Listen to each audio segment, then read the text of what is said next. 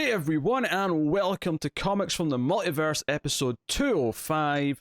I am Peter, and joining me as always, although he's down one vacuum cleaner, is Matt. Yep. Hey, what's up? Connor's here too. Yeah, I'm still knocking around. No, you shouldn't be upset. They're not as expensive as I thought they were. So I'm thinking, here comes another big purchase. Yeah. Oh wait, they're not that expensive for a decent one. Okay. There you go. That's nice. I just got a new TV arriving today, so I mean that's a thing. Yeah. So not got a setup yet. Set up. No, I managed to do it single-handedly, even though it heavily recommended two people be involved. But yeah, that's a recommendation. It's more like guidelines. Yeah. Yeah. Well, it's not so much that it weighs so much, but it was a 70-inch TV, so it's just so wide that it's bulky as shit. Yeah. It's hard to get your arms in the right place to kind of get a good grip and so on. I'm still tinkering with it though. You got to tweak all these settings. You got your HDR settings, your Dolby Vision settings, all these settings. Anyway, this is a DC Comics podcast. We talk about DC Comics once we get going. Coming up on this week's show, we do of course have some pretty big news to talk about. We'll be doing that very soon. But we have books to talk about, and coming up on this week's show, we have... Did I close my list? Why did I do that? That was... Why would I close my list like the second before I need it? Hold on. Here we go. All right, coming up on this week's show, smooth, super smooth. You got to keep rolling. You just keep rolling with it. That's the key to presenting. You just keep talking, and everything will sound confident, and no one will question a thing. So coming up on today's show, we have Catwoman, the 80th anniversary special issue 1, Action Comics 122. Or that's 1022, I should really... Yeah, because there's a big difference. There's about, 1,000 or 900 in between those numbers. Yeah, it made it sound like it was, back in, 1940 still probably when that issue came out. We got Batman Superman issue 9, Shazam issue 12, Justice League Dark 22, Far Sector number 6, Matt brazed a 100-page one-shot from the Black Label line, Birds of Prey issue 1, the much-delayed book. So we'll get some thoughts on that. I think we all checked out the new DCeased digital special, Hope at World's End, issue 2 of that. And then Cora did do a Patreon book this week. He's going to be talking about Red Hood Outlaw 45, which is funny, that one, because it's always just a couple of months behind. That's last month's. Oh, it's 1 month behind now. You've caught up. Well, I'm assuming so. I don't think it was the latest issue on Comixology, so I'm pretty sure it's the last issue. I don't think we've had an issue in June yet. I don't think there was one this week. No, I don't think so. So I'm 1 month behind. Yeah, that means that when you read it, you're actually technically caught up for like maybe a week or two until the new issue comes out. And then you're behind a little bit. Yeah, that's technically true. So, yes, that's what's coming up on this week's show. So, yeah, a proper list of books again where things seem relatively back to normal. Now, barring the big bit of news that we're about to talk about, things are relatively back to normal. In fact, one could argue that DC Comics almost said, things are starting to feel too normal. They were like, we don't want things to ever be normal ever again. Let's change this. Let's do something about this. Now, here's the thing. So the big news this week, of course, is that DC is officially ending their partnership, their relationship entirely even, with Diamond Comics, which is a distributor who, up until now, basically distributed all of North America's comic books and has had a monopoly in the industry for about 20 or so years. 25 years. There you go. So this is pretty big news. Now, it's not really surprising news in and of itself. I think the only surprising element of this is how quickly it's happened. I think we all kind of felt that DC were inching towards this over the last few months. There was a possibility that it was going to completely go back to normal, right? Because over the past few months, when Diamond was shut down, DC didn't like that, so they started up some extra distributors to get their comics out to shops. There was a possibility once things did actually get back to normal that maybe things kind of just, these are the distributors fade away a little bit and we end up back with just Diamond. It was a possibility. Yeah, but there was always that kind of little suspicion that DC were kind of using this to finally do what they've been wanting to do for a while. And this news just only kind of maybe adds some credence to that. So yeah, we're going to have a world now where DC Comics do not distribute through Diamond, and this has a huge impact on retailers everywhere, You know, some just simple ways of how they order books, how expensive they cost. For those further international, it becomes an even bigger question of, are these books even going to be viable to even import and sell anymore? So there's a lot to kind of dig into here, and the reaction to this online from particularly retailers, you know, people who sell comic books, has not been particularly positive. Just shall we say? Retailers are a fickle bunch, aren't they? Because they've spent at least a decade complaining about Diamond and their monopoly, and then here you go. Oh no, give us back Diamond. What the hell are you doing, DC? I understand the frustration with the speed of it more than anything, though, because this goes into effect within 10 days. They have from when DC announced it on the Friday. They have 10 days to set up their accounts with the other distributors, so that they're not missing out on books because of the where the final order cutoff dates are. Yeah, I mean, I hate to be kind of, I don't know, mean to retailers here, but I feel like you're complaining just now, but once you're all used to ordering through this new system, in a few months' time, this is just going to feel like the new normal, and nothing's really going to matter that much anymore. This is for North American retailers. For North American retailers, yes, which is typically who we're talking about when we're talking about comic book retailers, unless we specify otherwise. Yeah. I feel like, yeah, it's a bit of a pain to move over, but like you said, all we have heard for the past decade is retailers, maybe not every retailer, I mean, I'm not going to go through and like actually check who said what, but just complaints after complaints of Diamond's like quality of shipping, their inconsistencies, just what the monopoly does to the system. Did you see how Diamond actually improved their quality of shipping over the last couple of weeks? They got shown up by one of the other ones who did proper bubble wrap packaging on their boxes and everything, which Diamond never do. And obviously this got out, and retailers were like, "Hey, Diamond, what the hell? You said this wasn't doable." And then all of a sudden, Diamond like, "Oh, I guess we can do this as well." Yeah, the number of times that Diamonds had sent damaged books to my shop, entire boxes. That's just. Yeah. And to me, it would be like, if that's your one job, is like the one thing that you're organizing your business around is distribution. You think you would take the most care in that one thing. That's the beauty of this entire situation. Is up until now they didn't need to, because what were the stores going to do? Order from someone else? No, competition is good, and I think what's frustrating about the reactions to this, while I do see there's potential problems and there's obviously going to be a lot of growing pains and other things, is that they've been begging for change for years, but clearly the thought of actually having to go through the effort of the change itself is just so daunting to us, most retailers, that they just don't want to do it. That now they're just complaining that they have to. It's not just the comfortable same normal that they're used to doing every month.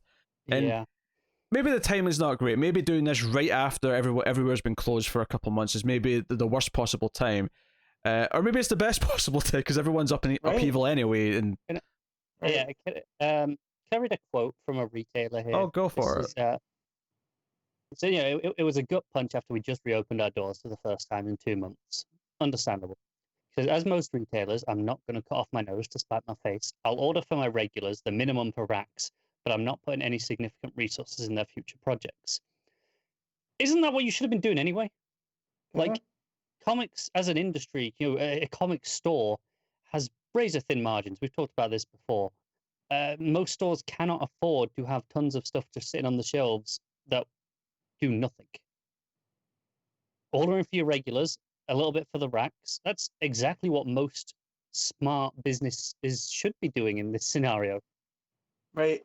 Well, and then a part of it was, though, too, is that I wasn't collecting comics in the 90s, but I hear the horror stories, and, where they were doing the gimmicky covers and this, that, and the other, and it was just everything it was a bubble that popped. And it seemed, at least from my shop, trying to get those exclusive covers where you had to order X amount to get that seemed to be counterintuitive for what they needed to do. Like, I remember when Forever Evil, was it Forever Evil? I think it was Forever Evil came out, and they had the 1 in 100 cover, right? He couldn't sell it because no one wanted to buy this cover, so he gave it away in a raffle, right? And then he had 100 issues, maybe not 100, let's say 50 extra issues of Forever Evil 1 or whatever issue it was, just sitting there.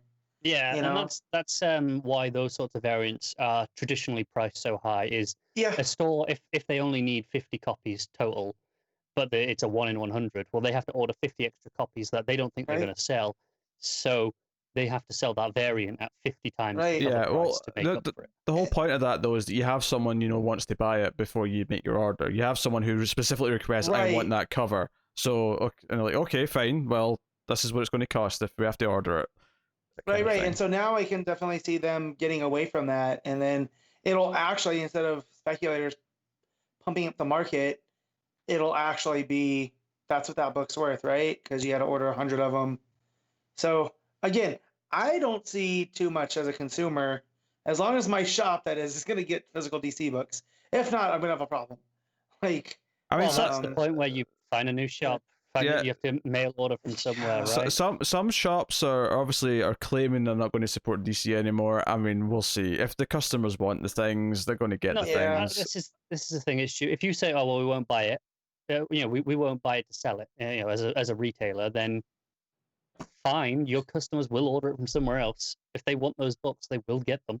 Yeah, it's because I saw another. It's one of the ones you posted actually. I don't know who said this, but it was something to do with the wrong side of history, right? Something about being on the wrong side of history. And it was those who ignore history are doomed to repeat it. And there this you was go. From the Image publisher Eric Stevenson who said that.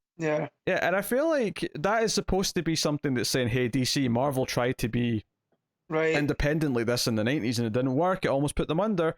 And I feel like, but like, are we praising the idea that there was a monopoly? Do we want that monopoly to keep being a monopoly? I don't think we do. I don't think we've ever wanted that, really. No, but back in the 90s, they didn't have day-and-date digital comics either. That's also true. I mean, there's a whole market avenue. So different, and I get that they're scared and whatnot. And I don't understand the publishing side, like how much it costs them, or them going with two companies versus just the one. How much that's going to cost a shop more or whatever. But I did see a thing from someone talking about it. One of the retailers saying that DC's broken it up to where like the West Coast, they want to order from one of the distributors, and East Coast from the other, which seems to me now they're streamlining and they're trying to help this along. So it's not like they're making it, from my point of view, they're not making it that difficult. Now, is it going to cost more to ship through this one company, than anyone else? DC I don't put know. out a Q&A, and on that they actually said West Coast and Canadian retailers should use Luna and East Coast should use UCS, mainly because that will maximize the shipping times because of where they're located, so it'll just be quicker for you. Right, hubs. Yeah, makes sense. So, but yeah, so my shop owner had gone on record saying that he didn't want to order from two different, but now if DC's not giving him the choice, I also can't see him going like, well, I'm not going to order DC now. It's going to be like, well, I'll just order less, because the wall of unsold comics from DC versus Marvel, like there's a whole wall of the back issues of DC versus a half of a wall for Marvel, and then the other half of that one wall is indies. So I don't know if this is going to change his business model or what, but I know he's been ordering less comics. He's been ordering too many DC comics. Yeah, right? So, I don't know where it's going to go. Again, I know it sounds selfish, but as long as I can keep getting my physical books there, which I'm already cutting significantly, right? Like, I'll be okay. Yeah, I know it's brave new territory, and I think everyone, I think the complaint about it is this reactionary thing that feels a little bit strong, even though there is some interesting wrinkles to this. Like, how does this affect international? Where can we talk about that a minute? Because I don't know if people are familiar with the international situation, especially here in the UK and a lot of Europe. I think you could probably just safe to say the other side of the Atlantic, really, in terms of what this affects. Yeah, probably. But generally speaking, over here it's all done through Diamond UK, which is still obviously part of Diamond, but it's its own independent branch. But DC will not be using them either, by the sounds of it. They have a hub here in the UK that services here and a lot of Europe because they're close enough to do so.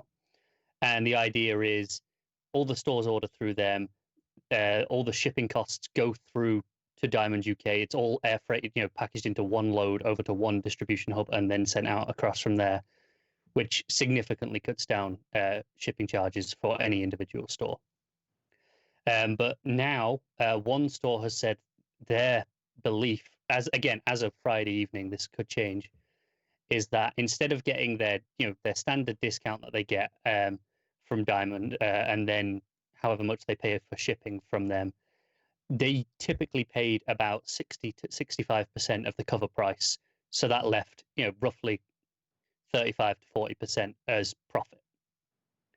Whereas now, once they add in the shipping for this new system, they're going to be paying over the cover price already just to import it and get it in the store for just DC Comics. So they're like, well, these prices are going to have to almost double for us to have the same profit margin.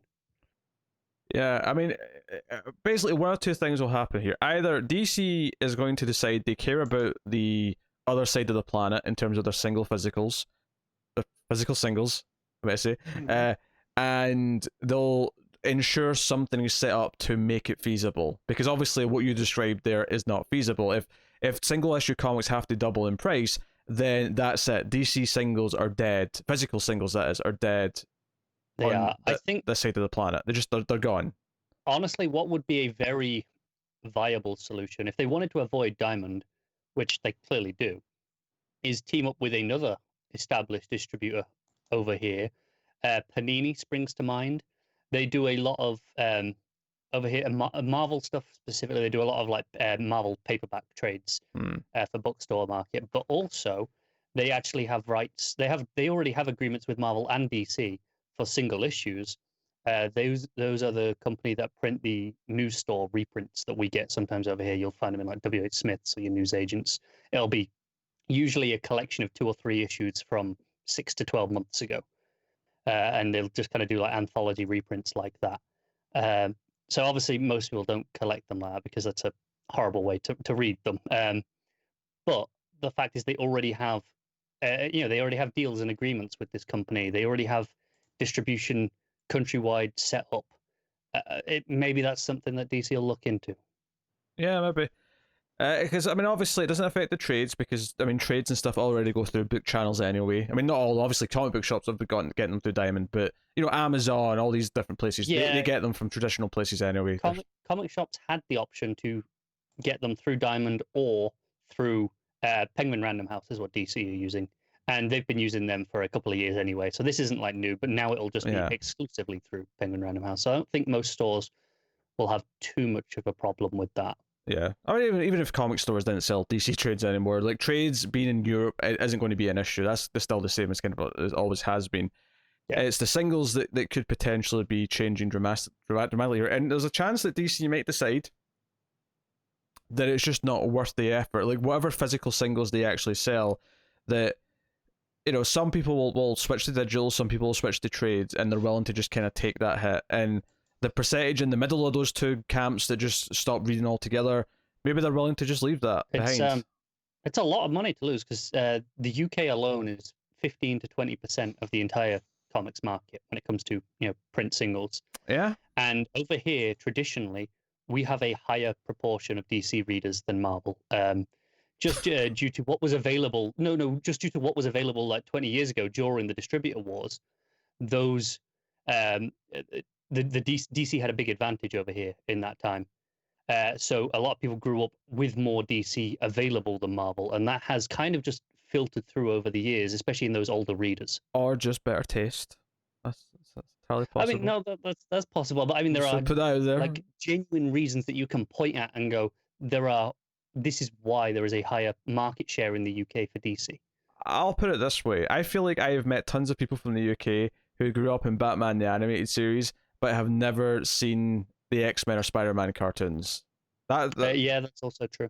Yeah, I have encountered that repeatedly. including myself. I should point out. So I don't know. Just it's a DC place. It's a DC kind of place. Yeah. So whatever happens, it's definitely big stuff, and we'll see how this develops over time. Obviously, that means that DC are officially staying on Tuesdays. Now, I imagine a lot of comic book stores are still going to wait until Wednesday, just because it's just easier for them, out, to have it all in one big batch rather than. I mean, even if they're getting them in separate days, it's just easier for them for stock reasons to just put them out in the same release day. That makes sense. Yeah, so I don't know. It was notable that DC dropped this news on a Friday, where they don't have to answer any questions about it now till Monday at the earliest. Hopefully, I think their intention is hoping some people might calm down a little bit over the weekend. Not sure if that'll actually be the case or not. It's a tried and true method, really. It is. I know, like my own store has addressed it on Twitter very vaguely. They've been asked, "Hey, so is this going to affect you guys with these?" And they've just said, "Stay tuned," because I don't think they know yet. Is the honest answer. I wouldn't imagine they would know yet. I think it boils to, at least for stores in the US and North America, I think it boils down to the fact that if you've got a customer who is more DC focused, right, and their pull list is either mostly or all DC, looking at Matt here, then I mean, are these people going to look at all their customers and go, okay, so that's like, say, half of my customers who mainly buy DC comics. Am I willing to lose all those customers? Because that's essentially the choice they're going to be making if they want to be stubborn and not switch over to the new distributor. So yeah, and you would think that would hurt more than just going through the effort of setting it up. And like I said, I think it's shitty that they've only got 10 days to set up these. If they didn't set them up beforehand, if they decided they were just going to wait for Diamond, right? They've got 10 days to get everything ready to go, because it was going to be this Monday's final cutoff, but DC were like, look, we accept that 3 days isn't really enough time, so we'll give you an extra week. We'll push the final order cutoff for those books back a week. Honestly, again, it's more the execution of how they're doing this rather than the idea itself. But yeah, what would have been probably better to say, hey, in 3 months, like, we're ending a relationship with Diamond, so basically all the new solicits coming out, like all those orders, you're going to have to go through a new system, but that would be a lot of time to like have the shops have a time to transition over. Maybe even switch some of their orders before then if they want to just sort of like do a later month with a new distributor and kind of see how it goes. And I don't know, whatever. But there could have been more of a transitionary period. Whereas this is kind of no, you've got a week and a bit to just completely shift everything over. And customers will be seeing this difference in their stores by roughly start of July, I think. The relationship with Diamond is coming to a close following Diamond's distribution of product offered on DC's final order cutoff list of June 1st. And they're usually about a month in advance. So yeah, we'll be seeing these effects very soon, and we'll see, what this does to, like, I don't know, will DC sell more books this way? Will they sell less books? Will this hurt the sales of other books because they're not? I think what's fascinating is we might not know, because Diamond are very transparent in some ways with their sales figures. Well, let me go to my next point though. What if, like, are we going to see a reduction in other books though? Because customers who typically buy DC and then will pick a few other things up, if they're not either in the same day because the books are on a different day, or if they're just not going to that store anymore, like, do we see a reduction in like Marvel sales figures because some DC fans who buy a few Marvel books are no longer there that day? It's possible, but I don't know how big an effect that'll have.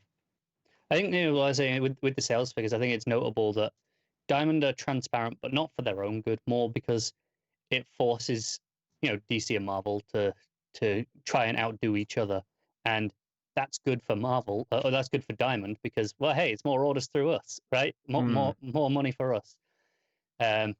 Without this, I mean, I've seen speculation. This is part of the reason why DC's done it, in that Marvel go out of their way so much to ape the numbers with variants and all sorts, so that they're consistently the top of the charts and the sales figures, right? I'd say probably 8 or 9 months out of the year, they come in number one with the book, and they tend to have a bigger market share. there's even the conspiracy that for some reason, whenever Marvel's not a #1 book, it takes a week extra for the sales figures to come out for some reason. Is that as if they demand a recount when they're not #1?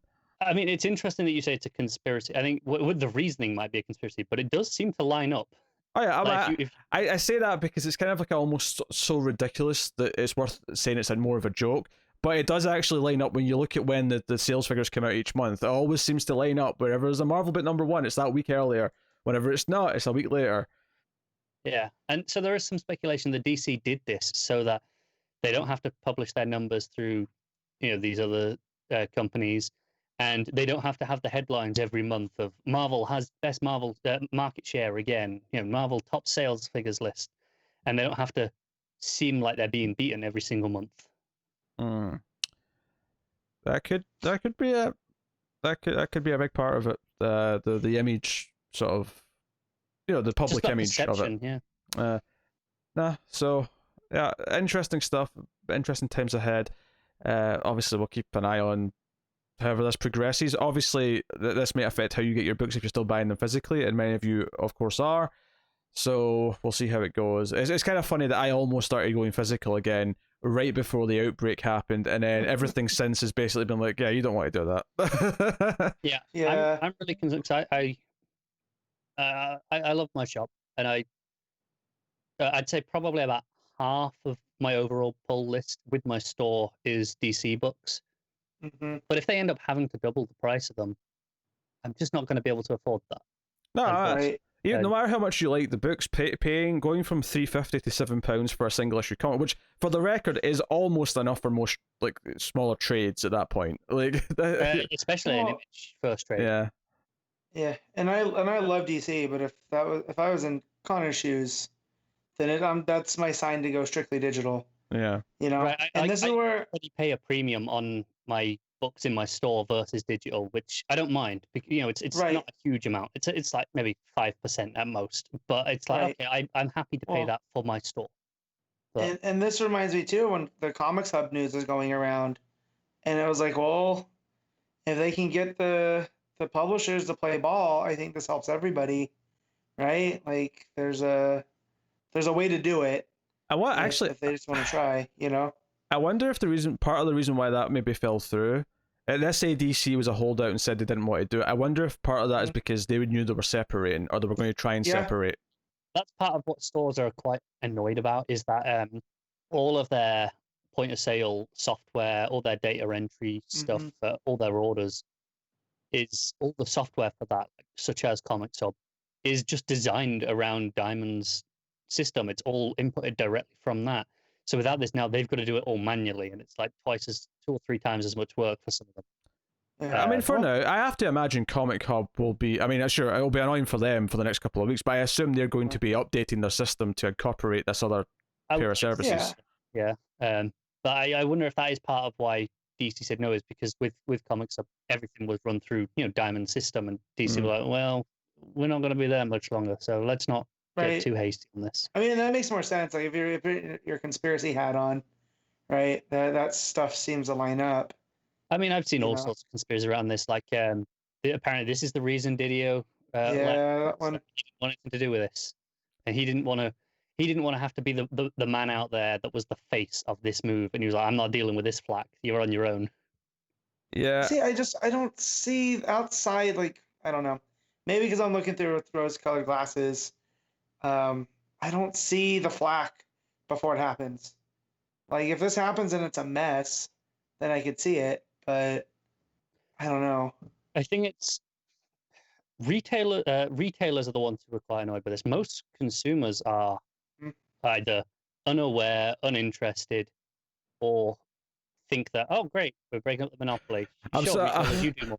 I'm so happy to listen to this podcast then if they're all either unaware or uninterested. I said most, not all. I mean, there are obviously people who are listening to this who care. Yeah. So like it was telling too that when my shop shut down and they put up a virtual storefront, it was to sell Magic cards and to keep that part of their business up and running, and it wasn't the comics. So like again, I understand if you're a comics first shop, you're not part of one of the larger chains, and this like creating a headache for you. but I saw a lot of people, a lot of retailers talking about, oh, this is going to mess up my entire comic section. I was like, well, I doubt comics are getting you through. I feel like it's everything else you're selling that's making the big chunk of it. So then there's the other conspiracy too, that this is DC trying to pull out of weekly comics. Oh, and yes. to go to a trade first entirely. Which I think is a stupid argument. Doesn't make sense. If they wanted to pull out of single issues entirely, which let's take that as at face value for a second for the sake of this argument.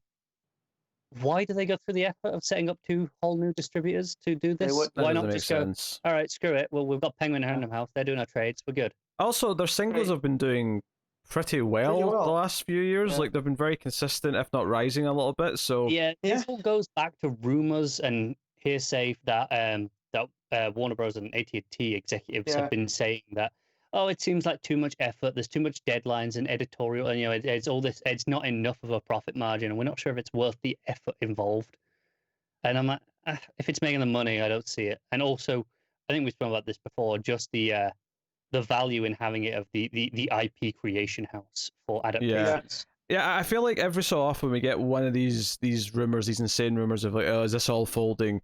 It's the same with there's other rumors like this for other things where, oh, is this the end of this thing? Is this, like, I don't know, are Microsoft giving up on consoles? I'm sure that was a thing at some point when they were doing not so hot at the start of the Xbox One generation. Like, there was. Of course they're not. They had one bag generation, right? Yeah. So it's just that's kind of the fear mongering. That's kind of what your comic gatey places will start posting because that's what they love, the Don't drama, say that word. the headlines. Sorry. Yeah. I finally understand from Harry Potter why they didn't say Voldemort's name. I get it. Like, for the longest time, I thought it was like, yeah, and I get it because I was always like on Hermione's side, going like, it's just a word, it's just a name. But after you've seen the ugliness attached, it's just better to talk around it, and I finally get it. Yeah. Yeah, that would be really great to talk about all the stuff going on in the world right now. But I just wanted to bring up one anecdotal thing. Did anyone see the clip of Batman showing up at one of the protests? I think it was in Philadelphia. And the only reason why I'm bringing this up is because because the suit looked really good, but it legitimately looked like it was B-roll from, like, Dark Knight Rises when he's going up to fight Bane in the streets. It because of the smoke and the tear gas or whatever it was in the air, it legitimately looked like that moment in that movie. I haven't seen this. I know there is a guy in the US. I think he is in Philadelphia. So this is maybe why it's triggering bells. That he's like a reasonably rich guy who has like a really high quality looking Batsuit, and he has like a Batmobile, and he drives around with like cancer kids and stuff. Yes. Which is why. So I think that is plausibly that same guy. Matt, he's fulfilling wishes. Why are you shaking your head at it? Because he's a rich guy that thinks he's Bruce Wayne. That's it. He's not actually fighting crime. He's going and giving kids with cancer riding the Batmobile. Yeah, he's showing up to some of the stuff that's going on. I don't know, man. It made for a visual. It made for a visual. Is all I'm going to say. Yes. I haven't seen it. I'm going to quickly search on Twitter for Batman. That said, my dear old dad sent me some new masks. They finally got here from wherever he ordered them from, and they're remarkably Bane-esque. So, with the state of the world, it was only a matter of time. Yeah, why not? If you're going to wear a mask, you might as well go Bane. Yeah. This He makes also sense. told me it was Golden Knights, and it showed up, and it was Rams. Not at all the same, not even the same sport. So, either they bait and switched my dad, or Dad was a little tipsy when ordering and clicked the wrong team. So, which is entirely plausible. I mean, yeah, I guess. But not to treat this too lightly, though, I'll just make this very clear at the end of this little segment. Black Lives Matter. The end. We're moving on. That's right. So one bit of news I think we have to also mention. It's not as big, obviously, from an industry point of view, but extremely annoying for my purposes, because let me tell you what I do every week, folks. Every week for this show, why is Matt taking his headphones off? I'm confused by this. You will listen to this, Matt. What are you doing? Is he done? I'm just going to tell him about the certain purchase that happened this week, a certain transition that happened in the interwebs. So every week for this show, when I'm getting the news, I go to Newsarama, I click on the comics tab, and I go to news, and I just go back through the week and pick out the relevant things. I can't do that anymore because Games Radar have purchased or whatever comics or Newsarama. So I think they purchased them a while ago, but this is just them officially folding them into that family, that website. The integration of So this is annoying for several reasons. One of all of their old articles are just gone. So I tried to look up the solicits for April to get some images for like thumbnails or whatever, like earlier in the week. Nope, not there anymore. Some like over the years, Newsarama have produced some fantastic interviews, some fantastic think pieces. Gone. Yeah. And if they do exist in any way, they are not the same links. Maybe you can find them somehow buried somewhere in a new format, but they're not available via the old links. And yeah, honestly, the site's horrible to use, and the reason why I can't use the news section anymore is because when you go to show more news, it just mixes in all the movies and video games and TV shows with the comics, so it's completely useless for actually quickly getting the comic book news. It's particularly annoying because it has like an all news section, which fine if that's what you want. It's got a video game section, and it's got a movie and TV section. It does not have a comic section. If it had a comic section, I would not be complaining. I think I despise Games Radar anyway. Anytime I search for something in general and I click on it, and I don't look at what I'm clicking on, I just see the headline. That's what I want. I click on it, and it's a Games Radar link, and it comes up with you're using an ad block. Pay us this much per week to get rid of this message, or whitelist this in your ad blocker. And I'm like, no, not doing that. And there's no way to get rid of this box. It's just no, you can't use the site once this pops up. Yeah. No, it's a clunky site. It reminds me of, this happens every so often on the internet. I remember I used to use a great DVD cataloging site called DVD Spot, and then one of the bigger websites bought it, and it just completely went to shit. Sometimes it's just a redesign, like Box Office Mojo. I hate how that looks and feels now. It's just, it still works, but it's much more clunky to use. It's every so often this happens to a website that's really useful, and it just gets eaten alive by something else, and it turns into a pile of shite. It's funny how purchase acquisitions tend to go one of two ways, in my experience. You have this way where they completely fold it into their own brand and just be like, this is our thing now, and it's completely unrecognizable to what it was before, which Newsarama. Or you have what's happened with Comixology and Audible before it, where they're purchased by Amazon, and there is absolutely no progress whatsoever in any features after that takeover. It's just completely halted. They don't want to actually pump any resources into making it better. They're just like, however we got it when we bought it, that's it for good now. To a fault, where but it's better than the other option. No, it is, but like there are so many easy quality of life updates that could be done for Comixology or Audible, which has been going on even longer. That's been like a decade since Amazon bought that, and just completely untouched. They could do with maybe evolving it a little bit just for ease of use, but I'll take leaving it untouched over we're going to bastardize it and make it unusable. Yeah. Do you know one of my most annoying features on Comixology? Yeah. It's if you're in your own library and you want to. This is on the desktop specifically. I'm not sure if it applies on the mobile devices. If you're in your library, there's a bar to search your books, and you can start typing. However, it will only find things that match the start. So if you're looking for a Batman book and you type Bat, that's great. But if you're looking for a Superman book, and it's The Adventures of Superman is the series that you're actually looking for, it won't show up unless you search for Adventures. And it's like, why? Just if I search Superman, just show me all the things for Superman. This is an easy thing. Yeah, I mean that's fair. I typically just click on the letter and I'm used to knowing which comic books are. Yeah, but sometimes I just don't know what I want to read, and I'm like, well, I just want to read a Superman book in my library. So what have I got available? Yeah. And I'll go and look, and it's just like, well, this isn't all my Superman books. No.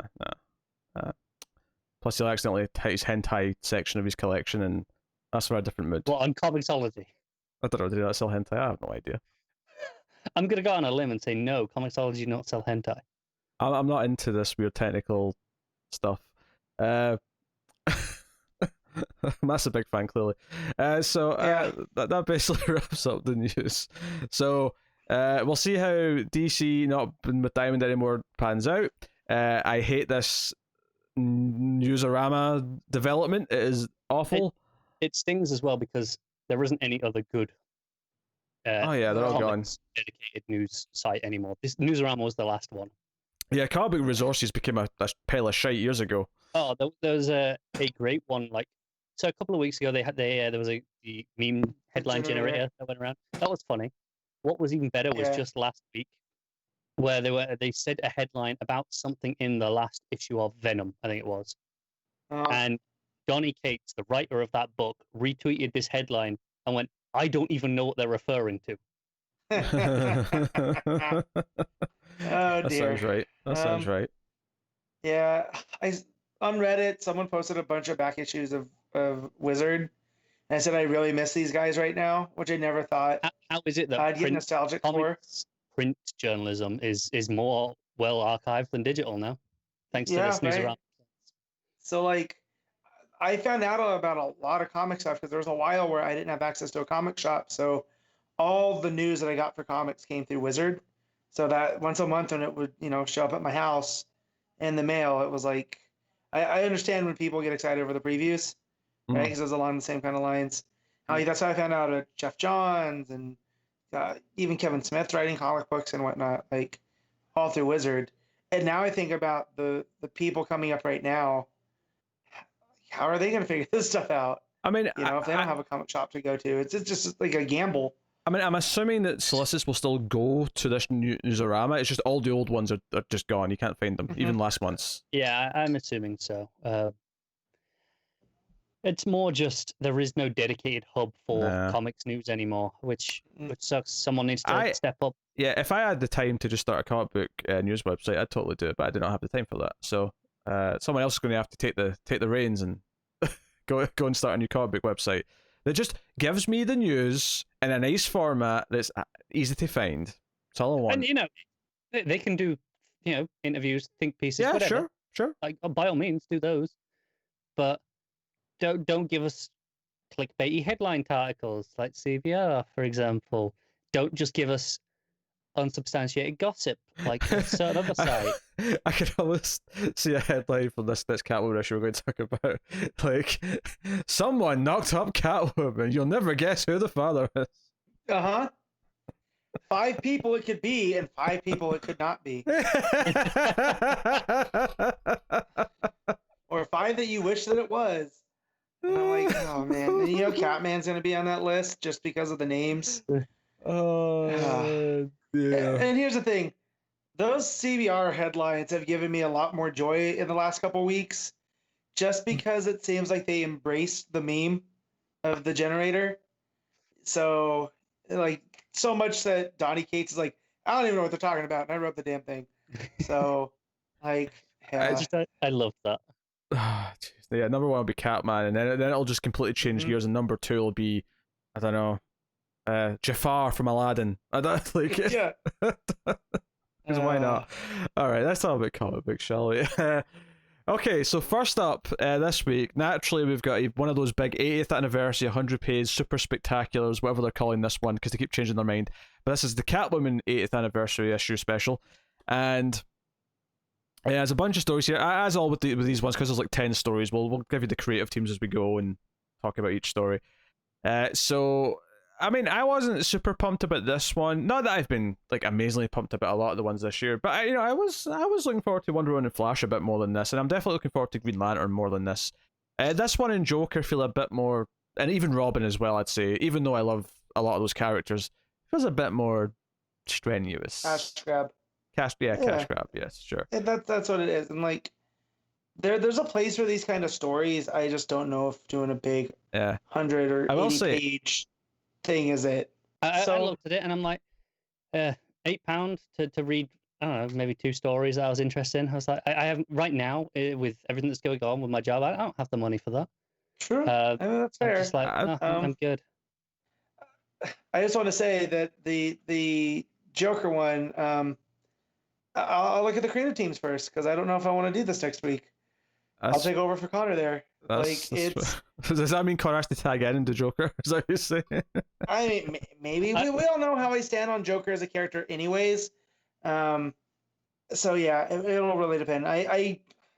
remember getting overly excited for the John Carpenter Joker issue that came out, and it kind of was just like meh. It was okay. So, yeah, it wasn't. It was a bit of a gimmick having John Carpenter write a Joker comic, and it was just. It was right around the Joker movie. Yeah. Yeah. So it was a lot of Joker like minis and one shots that were hitting around that time. That said, I used to feel the same about Harley, and something I don't know if it was the Sejak Harleen book or what, but I don't mind Harley anymore. It's weird. It's like something switched in my brain, and I was like, "Oh, this is a fun character." Did you check out the Mark Russell Harley yet? Not yet. I have it downloaded, but I didn't read it yet. So I'll let you know. But all right. Yeah. So Catwoman. Yeah, let's work through these stories then. The first story is called Skin the Cat.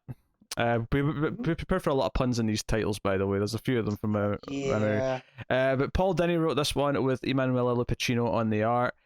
This is a story of Catwoman essentially going after some guy who's been kidnapping various, wild cats, tigers, lions, pumas, whatever. I don't know if you guys took the time and lost part of your soul watching Tiger King on Netflix, but as they were, these big cats were going missing, I thought, well, that's either the work of Joe Exotic, who could easily be a Batman villain, or Carol Baskin. Either or. So it wasn't either of them. It was. Yeah, I think my opinion, even though this is the Dini one, which you might be excited for because hey, it's Paul Dini and he's doing Catwoman. Honestly, that's kind of I share about the sentiment I have for this one's the same I have for maybe about 2/3 of this book, which is there's nothing technically wrong with the story. It's just kind of there, and it doesn't elicit much excitement. Kind of just summed up why I ultimately elected not to read it, because I was speaking to Matt about it earlier in the week because he'd read it a few days ago, I think. Yeah. And it was like, there was maybe a handful of stories that I was like, oh, I could be interested in that, or I could be interested in this. And the Dini one was one of them because, Dini and Lupacchino. Mm-hmm. And then Matt was like, it's fine. Yeah. It's like an annual story. And I went, I don't really need that. It's exactly that. It's her looking for these big jungle cats and coming across this warehouse, and this is where Dini's really good because he understands Gotham, where he throws in a line that there's too many empty warehouses in Gotham. So she had to, think about exactly where. And it's actually this would be. One of 2 books that make that same point this week as well, which is amazing. Yeah. So she tracks him down, and the cats have been taxidermied painstakingly to where she thinks that one that's lunging at her is still alive. And stuff, and comes to find out this guy's just a taxidermist that works for the mob, and this is like his thing, and he wanted to get Catwoman and taxidermy her, which is creepy. But she did she pulled the rug out from under him though by actually revealing that she had the cats pretending to be to be still. Which I own a cat, or I have a cat. You really can't own a cat. Oh, the cat owns you, Matt. Yeah. She doesn't listen to. She's around here right now, causing chaos under my feet. And again, I know it's Catwoman. I know she has a special way with them, but my cat doesn't listen for shit. I can't imagine a Jaguar being any different. Yeah. So basically, she has the cats kill the dude, and that's basically the end of the story. And honestly, like I like Lupacchino's art a lot as well. I don't necessarily think this story though is up to Lupacchino's best in terms of standard though. So no, it's fine. It's I'm just feeling like a lot of these, and I don't want to say like annual quality is necessarily a bad thing, but there's a reason why the annuals kind of always feel like second rate. I would say they just kind of feel like mismatched stories, and it's super rare that you get one like the Tom Taylor Father's Day one for sure. I would say it's like that's rare. I'd say 8 times out of 10 they feel kind of just not worthless. That's maybe a bit harsh, but they feel just kind of like okay, whatever. Like they were skippable. And then that 1 or 2 times out of 10 you'll get that special Tom Taylor one. Because even just with these anthology issues, like one of my favorite stories of the last few years is easily Tom Taylor. Again, we're bringing up Tom Taylor a lot, but his Supergirl story in that Nuclear Winter special from like 2 or 3 years ago. was phenomenal, and it made that reading that entire book worth it. So I guess my hope getting into one of these things at any given time is that there'll be one of those. There'll be one of those stories that says, "No, I'm glad I read this 100 pages just for that story." And I'm going back to think, and even from Wonder Woman, so far there hasn't in a lot of these.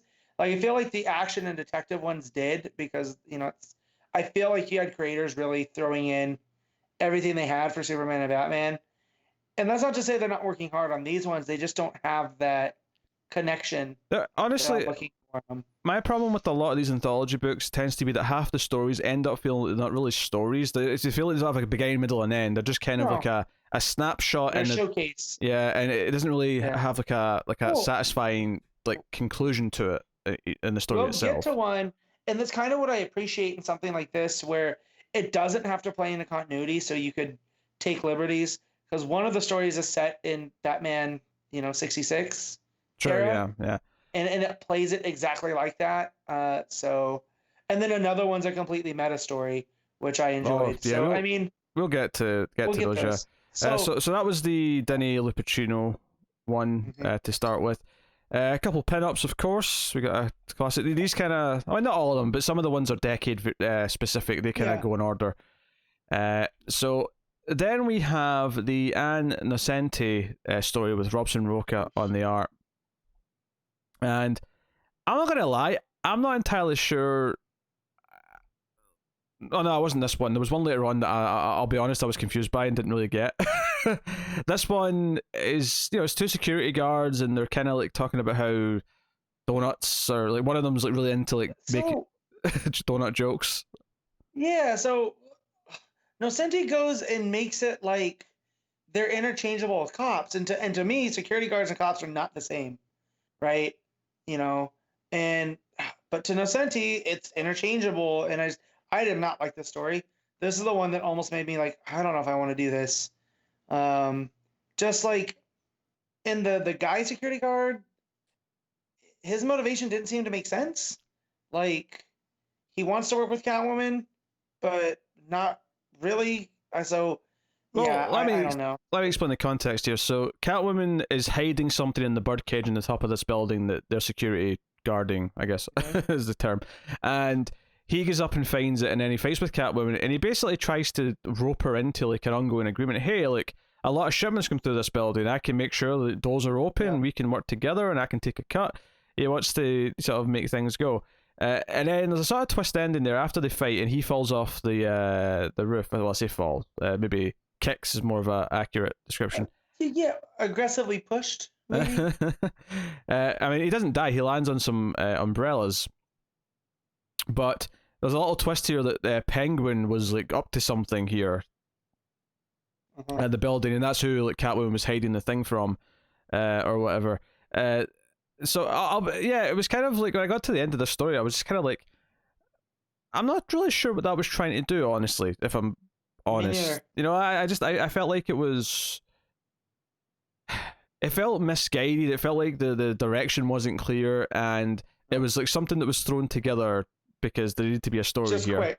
Yeah, it didn't feel like Catwoman. Like, this could have been any Bat villain that came across this roof. So it wasn't unique. So yeah, I got to this point and I was like, I don't know. And it's a shame because it's Robson Roca, right? Yeah. On art. And so the art's fine. Like, the art looks decent. But the story just, oh man, rough times. So that takes us on to Tom King and Mikel Yannen's story, and it was funny getting into this one. Obviously, there's so much baggage with Tom King's Batman and Catwoman, and his run with Batman in the back half especially. But I mean, I kind of like this one. I don't know how you felt. I did too, and that's where I came into our chat and wondered, is the Bat-Cat book still happening? Because I haven't heard anything. I think in a while. It's supposed to. I feel like this is kind of maybe teeing some of it up potentially. Yeah, and that's what I'm thinking. And this is where I feel like Tom King works his magic, because I do know the one time I talked to him at WonderCon for the short time, it does seem like he has a lot of what the stories he wants to tell deal with being a parent and from both sides. Because like my favorite story of his is that Green Lantern one where Hal's dad comes back to talk to him from Dark Side War. And then you have all of Mr. Miracle. And and what seems like Adam Strange. Who knows what the parent aspect of that's going to end up being, right? Yeah, because the start of this story is basically they're scanning Catwoman, and she's like, "Okay, have I got cancer? Is it cancer?" And he's like, "It's not that." And she's like, "Oh no, don't tell me it's that." Now, if I have one complaint here, because she's clearly she talks to the baby when she's found out that she's pregnant. She's up on the roof on her own. She's doing a bunch of fighting and stuff, and we hear sort of villains react.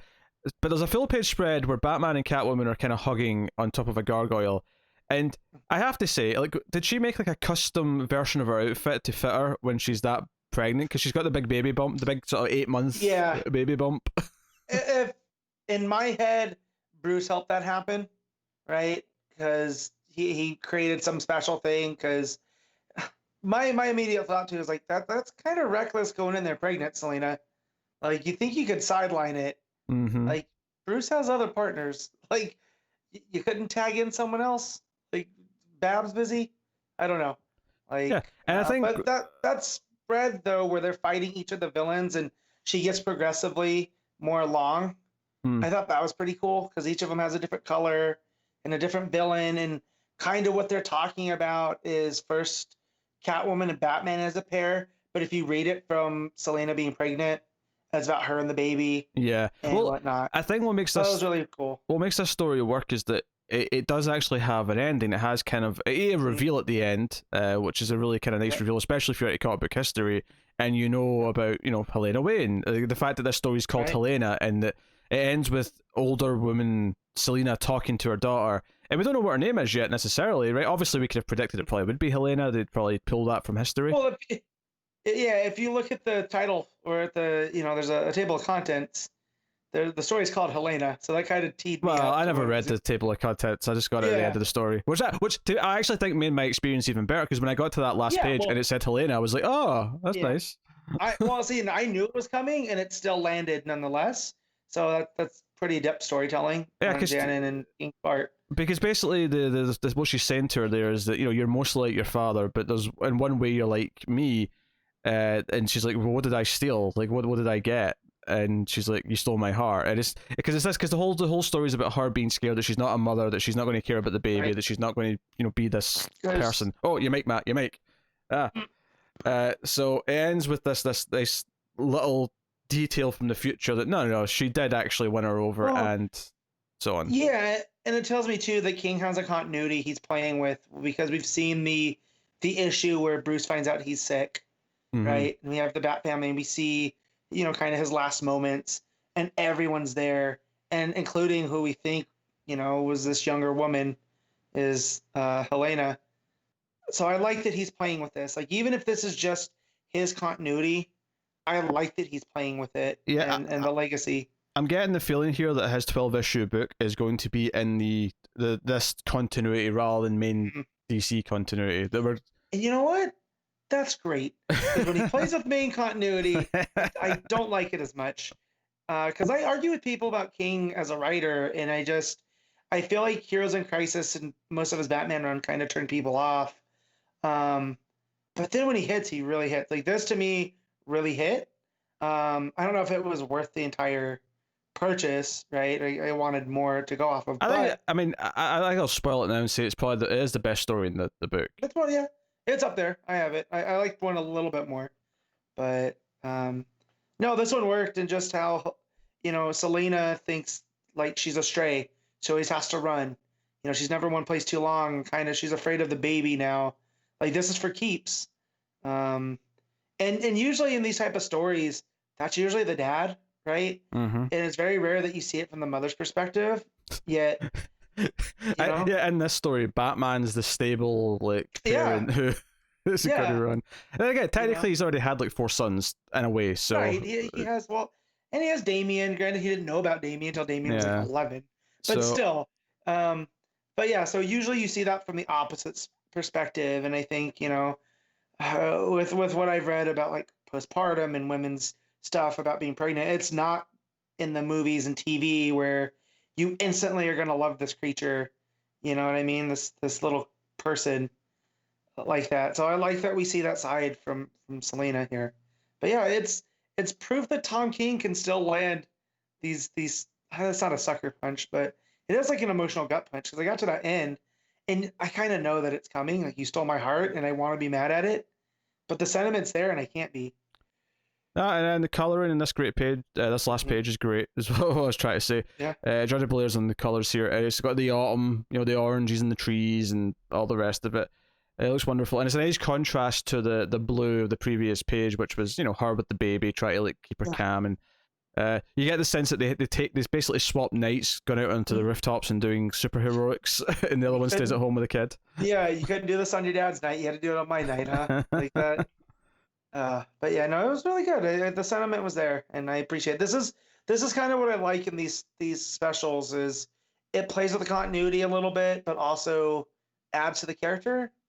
And Selena as a mom is something we don't see. Like, she was pregnant before, but nothing has really come from that. It's kind of like spoiler, and that whole thing. Like, it was part of their character in one, continuity, and then they've gotten rid of it. So to see her fully embrace it here was nice. Yeah. So that story, definitely the best one so far out of the bunch. Yeah. We had an okay story, then a pretty bad story, and then a pretty good story. So a couple of more pinups. Then we have the one that you were talking about earlier, the 60s story, which goes full 60s. Yeah. Aliens and Catwoman and just... I was thinking of our friend James and how much he loves Batman 66. Mm-hmm. And I feel like he would have loved the story. But it was a little bit too silly for my book.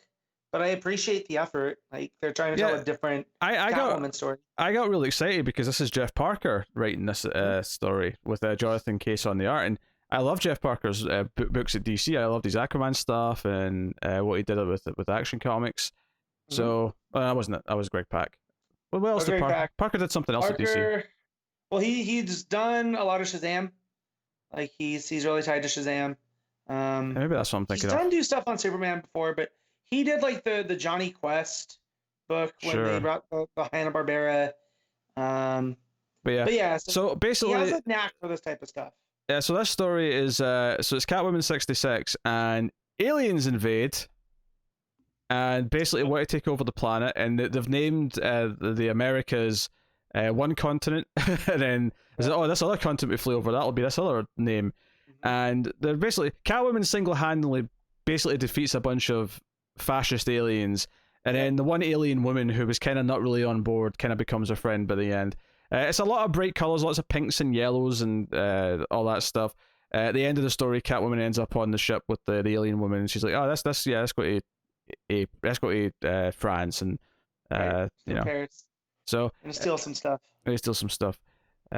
So there's even a point, because she saves them from the aliens, there's all the people she was robbing before the aliens showed up basically say, "Hey, you can have her jewelry and stuff, you've earned it." Yeah. You've earned it.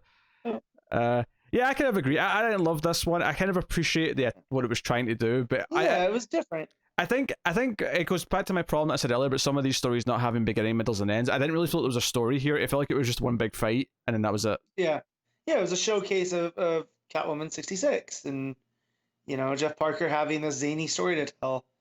But yeah, it was fine. It was fine.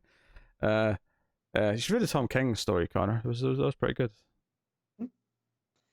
I don't know if you're being serious or if you're just... No, we're being serious. That was good. It is worth no, okay. Here's the thing. I believe there are 1, 2, maybe even 3 good stories in this book. But given they're, 8 to 10 pages, I can't justify paying full price for that. I'm sure there will be that King story if Cat and Bat ever comes out. I'm sure that'll be a trade. Oh, sure. Or something. They'll make it available easily. It won't just be in here. That's a good a setup that it does. I'll read a wiki page. Sure. Next up, we got Cat of Nine Tails, Liam Sharp, both writing and art. Disappointed in this one. Yeah, this is a story where Catwoman's got a security guard tied up, or she's talking to him, and says that there's basically 9 possible outcomes to this, and then describes each of the ones where she ties him up. The next one is she beats him up. Then there's another one where he shoots her and she dies. There's another one where she dodges the bullet and hits him. There's one where she gets hit but lives, but then really violently hurts him because she's mad, and so on and so on. And then there's one where they've teamed up, and the security guard was their inside man all along, and whatever. I mean, the art's not bad. Obviously, it's Liam Sharp. I was expecting a little bit more from the art. Like, it definitely felt like, like it's not of the quality of the Brave and the Bold was, or even some of his Green Lantern work that I've seen. I mean, it's also worth mentioning this is a 3-page story. That's all it is. Yeah. It's 3 pages, and that's it. And there are a lot of smaller panels, and I feel he does better. Like, there's a thing with tattoos that the bigger it is, the more detail, the better it looks. And I feel that's Liam Sharp in a nutshell. Like, the more space he has to work, the better it looks. So what you're saying, Matt, is that the Joker's damaged had to be bigger on his forehead so it would look better. Sure. I don't think that could ever look good. Increase font size. Font size 150. Yeah. But so I saw Liam Sharp writing in art, and so I went in with expectations. This might have just been a victim of my own expectations, but I was underwhelmed by the art. I was expecting better out of Sharp. Yeah, so. I think it was a nice enough idea. The problem is, I don't think the conclusion actually made it feel like I'd read a story. It just kind of felt like, he just fainted randomly? Okay. Yeah. After all the possibilities of all the things that could happen where they end up in a fight, or he lets her do what she wants, or vice versa, or whatever, and all of it ended just with him, he fainted. So. That was it. Okay. Underwhelming, I'm sorry to say. A couple more pin-ups, of course, and then we go on to the story called Little Bird, which is written by Mindy Newell, who I'm not familiar with. Lee Garbett on the art, though, I am familiar with, because that is the Stephanie Brown Batgirl artist. Yeah, so Newell she wrote comics, I want to say in the early 90s, late 80s, early 90s, and she had a couple issues on a Catwoman thing or the other, because I looked her up to see where she got. And this story ended up feeling like a comic from that era. So, felt really, what's the opposite of condensed? Like, it felt like there was more pages than the rest of them, and I know there wasn't, but there's a lot going on. Sure, I get what you mean. It basically boils down to Selina wanting to steal a mezuzah because the foster mother that looked after her when she was younger basically gave her one and sort of treated her well, and it became this thing. And it's she's in an old folks home and she dies, and the story ends with her like asking for the mezuzah to be put in like the casket with her or whatever. Right. But the story's kind of like cutting around. It's showing you the flashback of her as a girl with this woman, and being told what this means in the first place. What I thought was really weird about this story, though, is that it's set kind of in like a Batman Year One, or just post Batman Year One era, where Selina's a prostitute in one of the flashbacks, and there's a lot of really weird like double entendres here, where she keeps cracking lines about like, Batman will say like, Batman shows up to talk to her and he'll say certain things, whatever, and Selina will just come out with a line like, well, I'm used to being on my knees or something, and I was like, whoa, okay. Yeah, it's over sensual, Selina. And they show her as a dominatrix, because that's part of her plan later. One of her clients is a higher up somewhere, and that's what I meant. It felt like a comic of that era where everything was overly done and there was zero subtlety, at play here. So, I mean, I enjoyed the spirit of the story of her wanting to do right by this woman that, was the only one that did right by her as she was younger, that actually felt like her mother. So yeah, again, it was fine. I mean, I liked the ending well enough. I kind of felt conflicted as it was jumping around all its different costumes and eras and flashbacks and whatnot. I found it to be a little bit clunky in its exposition and its reveals. And to the point where I found it like, well, the sentiment at the end was nice enough. I didn't really find it all that enjoyable to actually read page to page once it got going. So yeah, kind of weird. Plus, prostitute era Selina is not necessarily my favorite version of her. No, so. and again, there's a subtle way to do that, and this was not it at all. No. So a couple more pin-ups. You got a Belent one. You also got a animated series style one, which is cool. That takes us on to the Chuck Dixon story with Kelly Jones on the art. It's called Born to Kiln. I skipped this one. Really? Not much of a fan. Didn't want to read Chuck Dixon, and I'm not a fan of the Kelly Jones art. So I just... Well, I mean, old school Chuck Dixon's stuff I like. I like his old writing. Yeah. But, I mean, honestly, the Kelly Jones art is definitely something I get. Like, I'm not a huge fan of it either. This story is basically her going after this diamond that she knows is on this cruise ship, but when she gets there, Clayface is already there, and Clayface and her end up fighting. Clayface swallows the diamond. He's like, I'll put this somewhere safe. The art is something else. So there's a panel it's like the top 2/3 of a page, one big square panel of her jumping away from Clayface, and the body proportions on Catwoman on this page are something else. Yeah, I can't even. That's what I was thumbing through it, and I came across that one. It's where she's like horizontal. No, she's upright, but she like so. Not obviously you've got her boobs being very big as you expect in the art like this, but they're kind of like lopsided and they're kind of like I don't know how to describe it. They're kind of, it's almost like the art's trying to imply that the force of this jump, all the sort of the wind blowing everything back is blowing the boobs to one side, and they look like, I don't know, very much like, and then her face is really sort of big and like the eyes are kind of wide, and it's the "So I Have Both Hands for You" page. Is that the one you're talking about? Yes. Look at it. Look at her, even just the shape of her hips. And I was going through this and I was like, yeah, I'm not going back to read this. This is just the art is basically horrendous. Is a word I would use for it. The actual story's fine. I mean, it's Catwoman versus Clayface in a fight. I'm not necessarily dull reading that.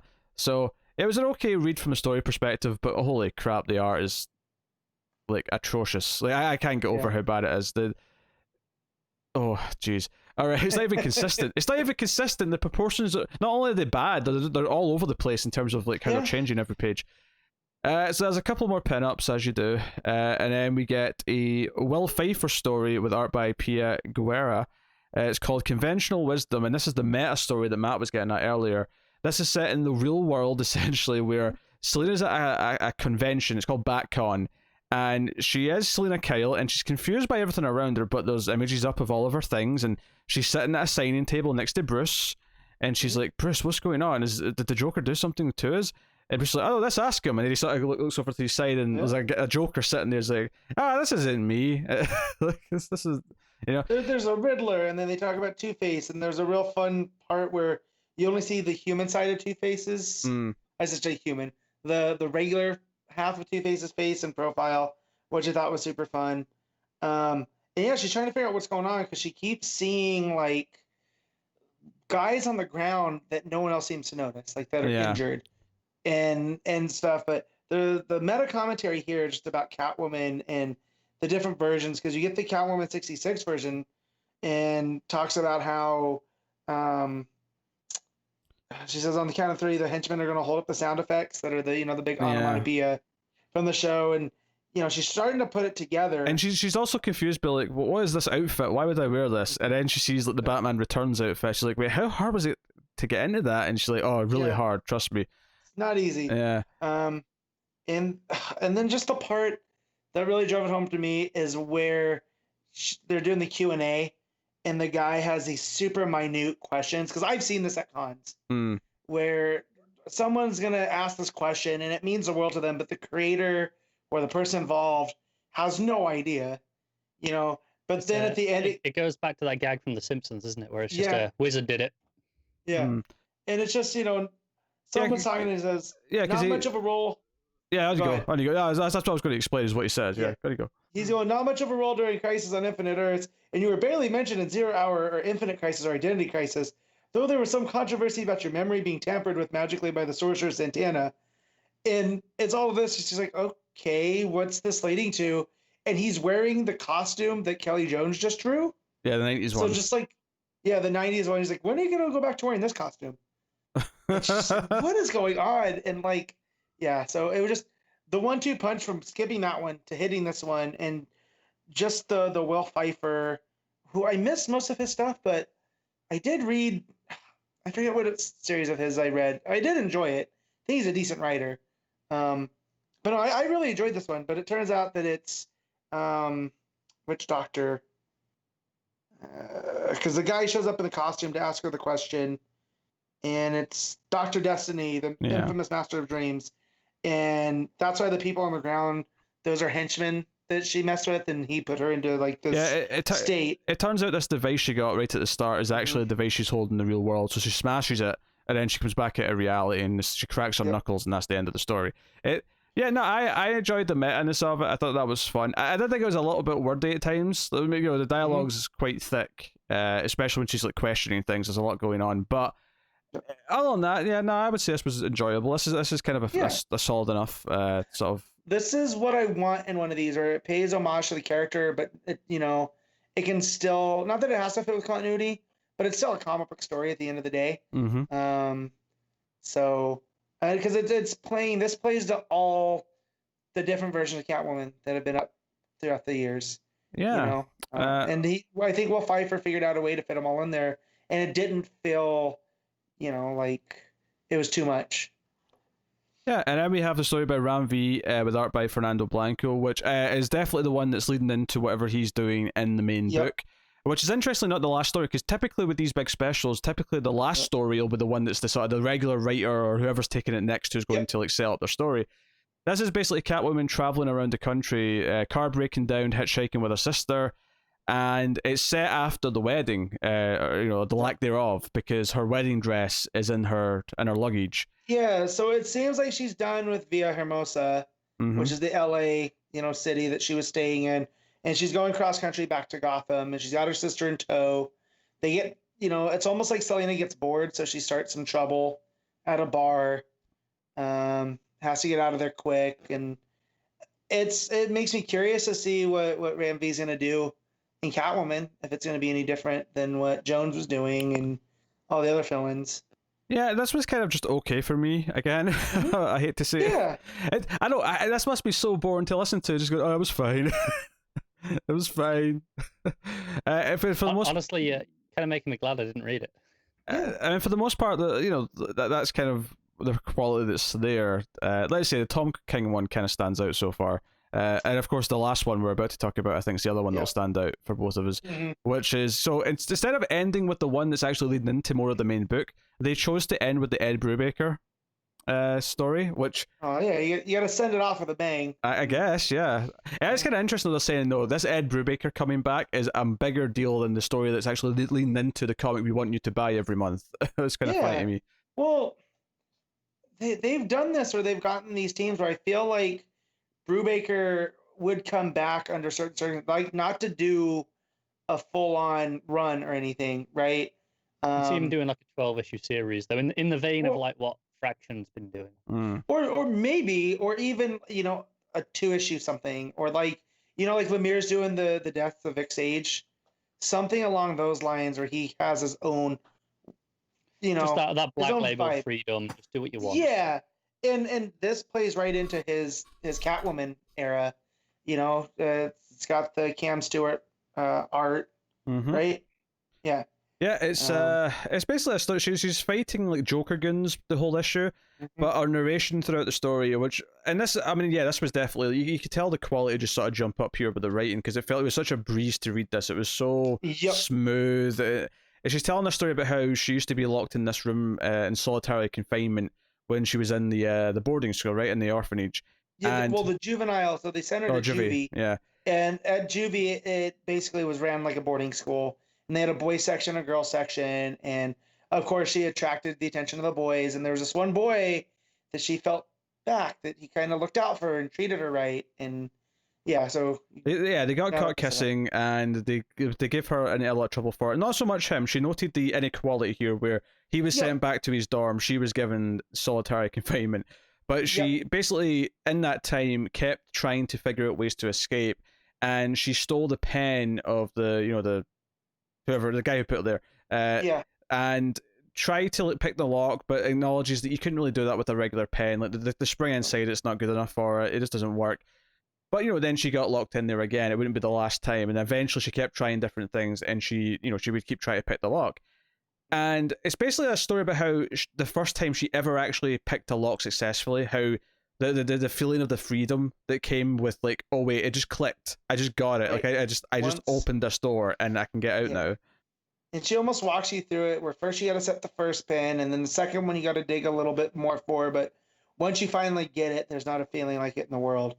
And as she's doing this, she's chasing after a car and dealing with Joker gas and Holly Robinson, who character I know King, right? Did King deal with her during the Bane stuff? A little bit. She was around for sure. But this is the Holly that I was more familiar with, the one that took over for her as Catwoman when she had the baby and whatnot pre Flashpoint. And yeah, so the Joker gasses his own guy. In the taxi, it goes off the pier. She jumps in and, she's picking the lock. And that's where, she talks about how much of a joy it is. It opens it up and there's someone in the back. Turns out it's Slam Bradley, who was another piece of Brubaker's run on the character. And just everything felt right. Like, this felt so natural. Like you were saying, it was a breeze to get through. I'm glad it ended on this one because it made me feel a little bit more positive on it, and it tricked me. I definitely. I think the placement of the two good stories being the third one and is there 8? Like the last one. Yeah. Like they're kind of nicely spread out to the point where by the time you get to the end, you don't feel too mad for having read it, even though exactly 70% of it was just kind of okay. Yeah. So if I'm telling people which ones to track down if they can to read, it's definitely the King one. I'm gonna recommend the Pfeiffer meta story and then the Brubaker one. Just in those three, I mean, if this was a more manageable, if this was like a $5 book and it was just those 3 stories, I wouldn't have felt ripped off or anything. Yeah, sure. So those are all pretty good. The rest of them I feel are pretty missable. They're definitely those, secret files type stories. I'd say missable, and then there's one that's pretty bad, and then there's one. I think the art and the Kelly Jones art in that story is just diabolical. So it's kind of a rough time recommending this as a $10 book. It just it isn't. You can't even as much as I really like 2 of the stories. I don't think those 2 stories make it worth picking up the whole book for. No. So. But hey, I mean, we'll find out. Is it a Joker one next week? Is that the one that's next? Yep. Yeah. So we'll find out if the Joker one is easier to recommend. I'm going to guess probably about the same. I'm expecting, but we'll see. Definitely going to look at those creative teams. We should have a list by now, surely. I don't need to find it just now. It's fine. I know. I'm just wondering, so I can send it to Matt and he can have a look. So yeah, there you go. That is the Catwoman special. I guess we need to rate the book. It's kind of a weird one to do because obviously it's a collection of stories. Yeah. What do you rate it overall? So if we keep saying about it's just okay, and there's only 3 stories that you would recommend, I kind of got to give it a 5, right? Because at least those 3 stories really hit, but the rest of them are kind of like, you don't need to track it down. It's actually a lot harsher. It's a lot harsher than I was expecting. Okay. 6. I'll bump it up a full point then. Well, because I was thinking 6, because I feel like the stories, the 2 stories in particular, I think are good. Definitely raise things up a little bit. If those 2 stories weren't there, then I'd be like, this is like a 3 or 4. Like, it's just not enough in there. So yeah, 6 out of 10. I can give you one little bit of good news on the Joker thing. There is a Tom Taylor story in there. Yeah. Alright, well, I'm reading that. Okay, it's fine. Settled. Action Comics 1022 is written by Brian Michael Bendis. Art, unfortunately, by John Romita Jr. And I think this one's especially depressing because it's the start of a new arc, which implies that he's going to be for another few issues at least. I did see some people say, oh, Romita Jr. is trying again with this issue. Yeah, that was going to be my first thing, is it's not typical of what we've seen out of JR on his work on Action. So Pete that does not said, agree. Well, I mean, because it's still not great. it's not like, okay. It's not atrociously bad as some of those previous issues, but Yeah. it's still bad. Like that's not. Yeah, I'm just happy to be reading continuity Superman again.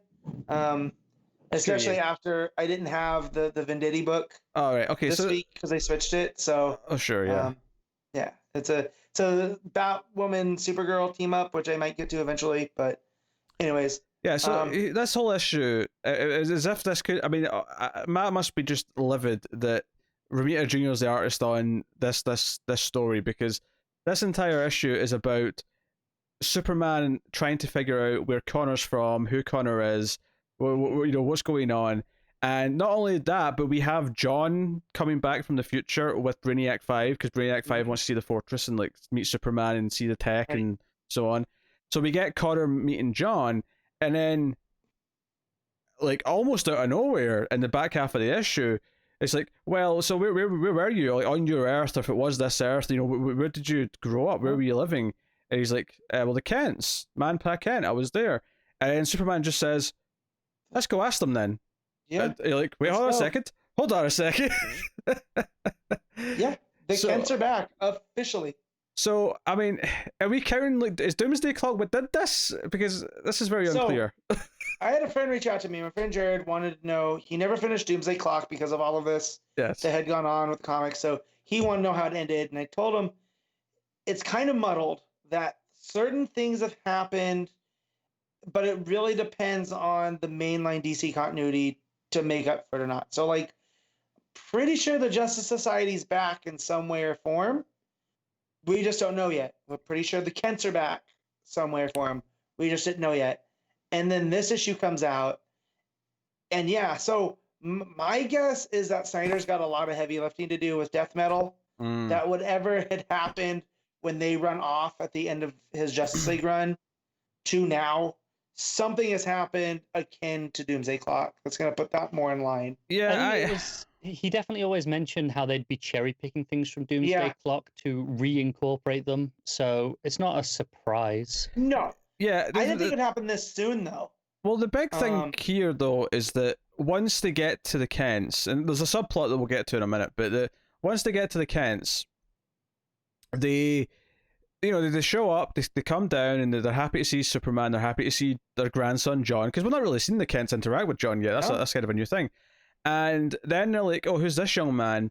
And after a second, they kind of look at him and they get his name right. They're like, Connor. Like, they remember him. And, Superman brings up, like, why can they remember him and I can't? And I can only surmise that it's because the Kents, much like Connor, have come back after being erased. Yeah. So something strange afoot at the Circle K.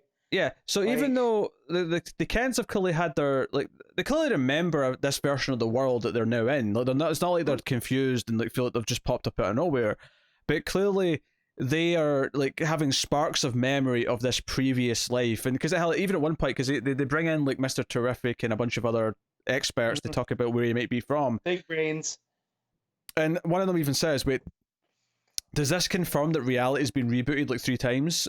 And it's like, yeah, technically, yes. That's what's happened. Well, it was also new bad guy du jour, Ted Cord's there, and I can't look at him the same, so thank you, Tom T. Tom Taylor, you mean? Tom Taylor. Damn it. I Twittered him. Damn it. You could have pretended that was intentional. You could have written that one out. I could have, but it's fine. But yeah, so they have all the big brains there, and they can't even really piece it together. And I mean, this is something that was put forward almost by accident in Reborn. I felt like I was the only one that cared about this, about where was Connor, right? Then Bendis comes in, and he's a main character in Young Justice, and just the way that Young Justice has dealt with, why can they all remember Connor? Or at least the main ones. I almost feel at this moment where the Kents look at him and go, wait, Connor? Right? I almost feel like Bendis listens to this show and was intentionally trying to basically refute my joke of saying who every single time someone says Connor Kent, and I go, who? Yeah. And so Bendis is putting this stuff in motion, and we know from Young Justice there's something going on with the multiverse, right? With Gem World. and the 9 crises, 7. and all of the stuff. So 7 is a 7? Yeah, 7. I don't know. 7, 9. Who can keep track anymore? It's DC. But with all the different crises, and Star Labs is causing problems, and they made Earth disappear. They've created the Red Cloud. There's all the stuff that they're dealing with in Young Justice that led into this. So it's almost like he took that thread of Superman Reborn where they omitted Connor. And I don't know if they did that on purpose. I don't know if they knew what he was going to do coming forward. But I'm glad this finally pays us off. And the Kents are back. Connor Kent's back. There's a place for him alongside John.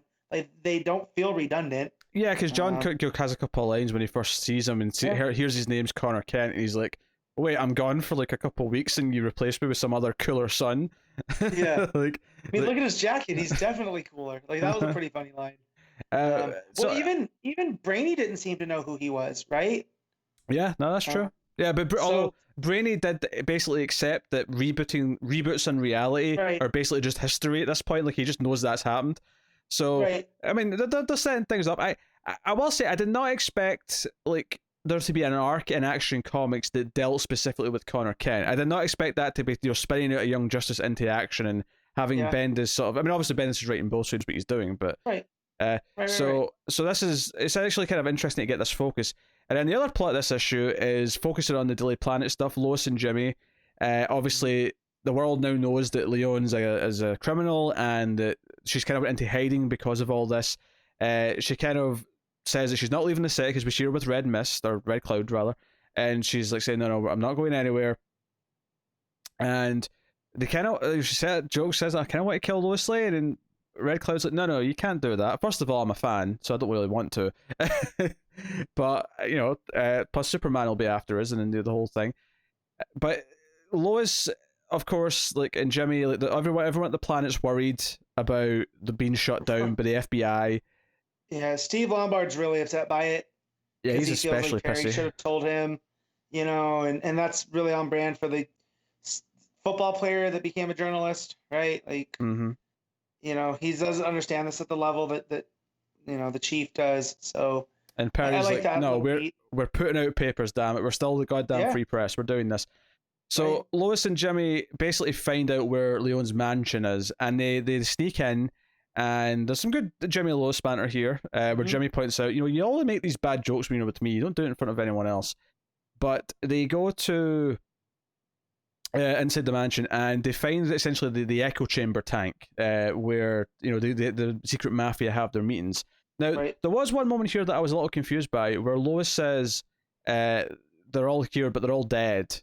And I'm like, is she seeing that? Is that like right in front of them? Because Jimmy's not reacting as if he's seen a bunch of dead bodies. Right. So I was a little bit confused exactly what she was perceiving there, or is she just assuming this based on something? Yeah, because the way that I read it was Lois was putting it together, like deducting it from if Leon's gone public, it's part of her plan, and she wouldn't need them anymore, so she kind of cut them.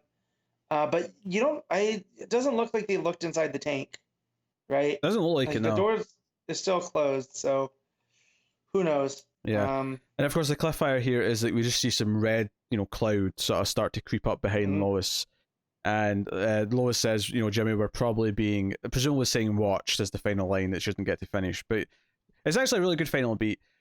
It hurts that this issue is much better than the previous arc. The previous arc with the fighting and stuff in Metropolis was absolute garbage, is maybe harsh, but it was virgin on it. This was exactly more of what I want from Action. Unfortunately, the art is still kind of dragging it down from where it would otherwise be, I think. I don't know if you felt that as well. No, it did, because it felt to get out of the Year of the Villain stuff, and even the Checkmate, Leviathan stuff that's been crossing over, and just get back on to what Bendis started with the Man of Steel mini, and kind of streamlining Superman's, like, who he is, in from the Daily Planet to Connor Kent to the Kents and all of that stuff. So but no, outside the art, I really enjoyed this issue. So what are you giving it? I'm gonna give this a 7. If it had better art, it would be up in the upper But Yeah, I can't. I was pretty much thinking the same thing. I was thinking about 7 as well. I feel like I really like what the story's doing, but 7's basically a ceiling right now for this book. Until the art changes, I don't think I can ever give it higher than a 7. Yep, I feel the same. And that's not to say that it'd be a 10 if it had great art as well. I'm not saying the story's that good, but I mean, for me, because of how it handled Connor and all the stuff it's doing with the Superman mythos, I think I'm a little bit more biased towards that. But yeah, it's not a 10. This ain't Suicide Squad 5. Yeah. Come on. Yeah. Matt did that to me on Twitter the other day when I explained my my ranking system, with the numbers translated to words, and the 10 I put as near perfect. And so I went, well, what about a perfect? So I went, well, you gotta show me one that exists first, like genuinely perfect. And Matt went, Suicide Squad 5. Yeah.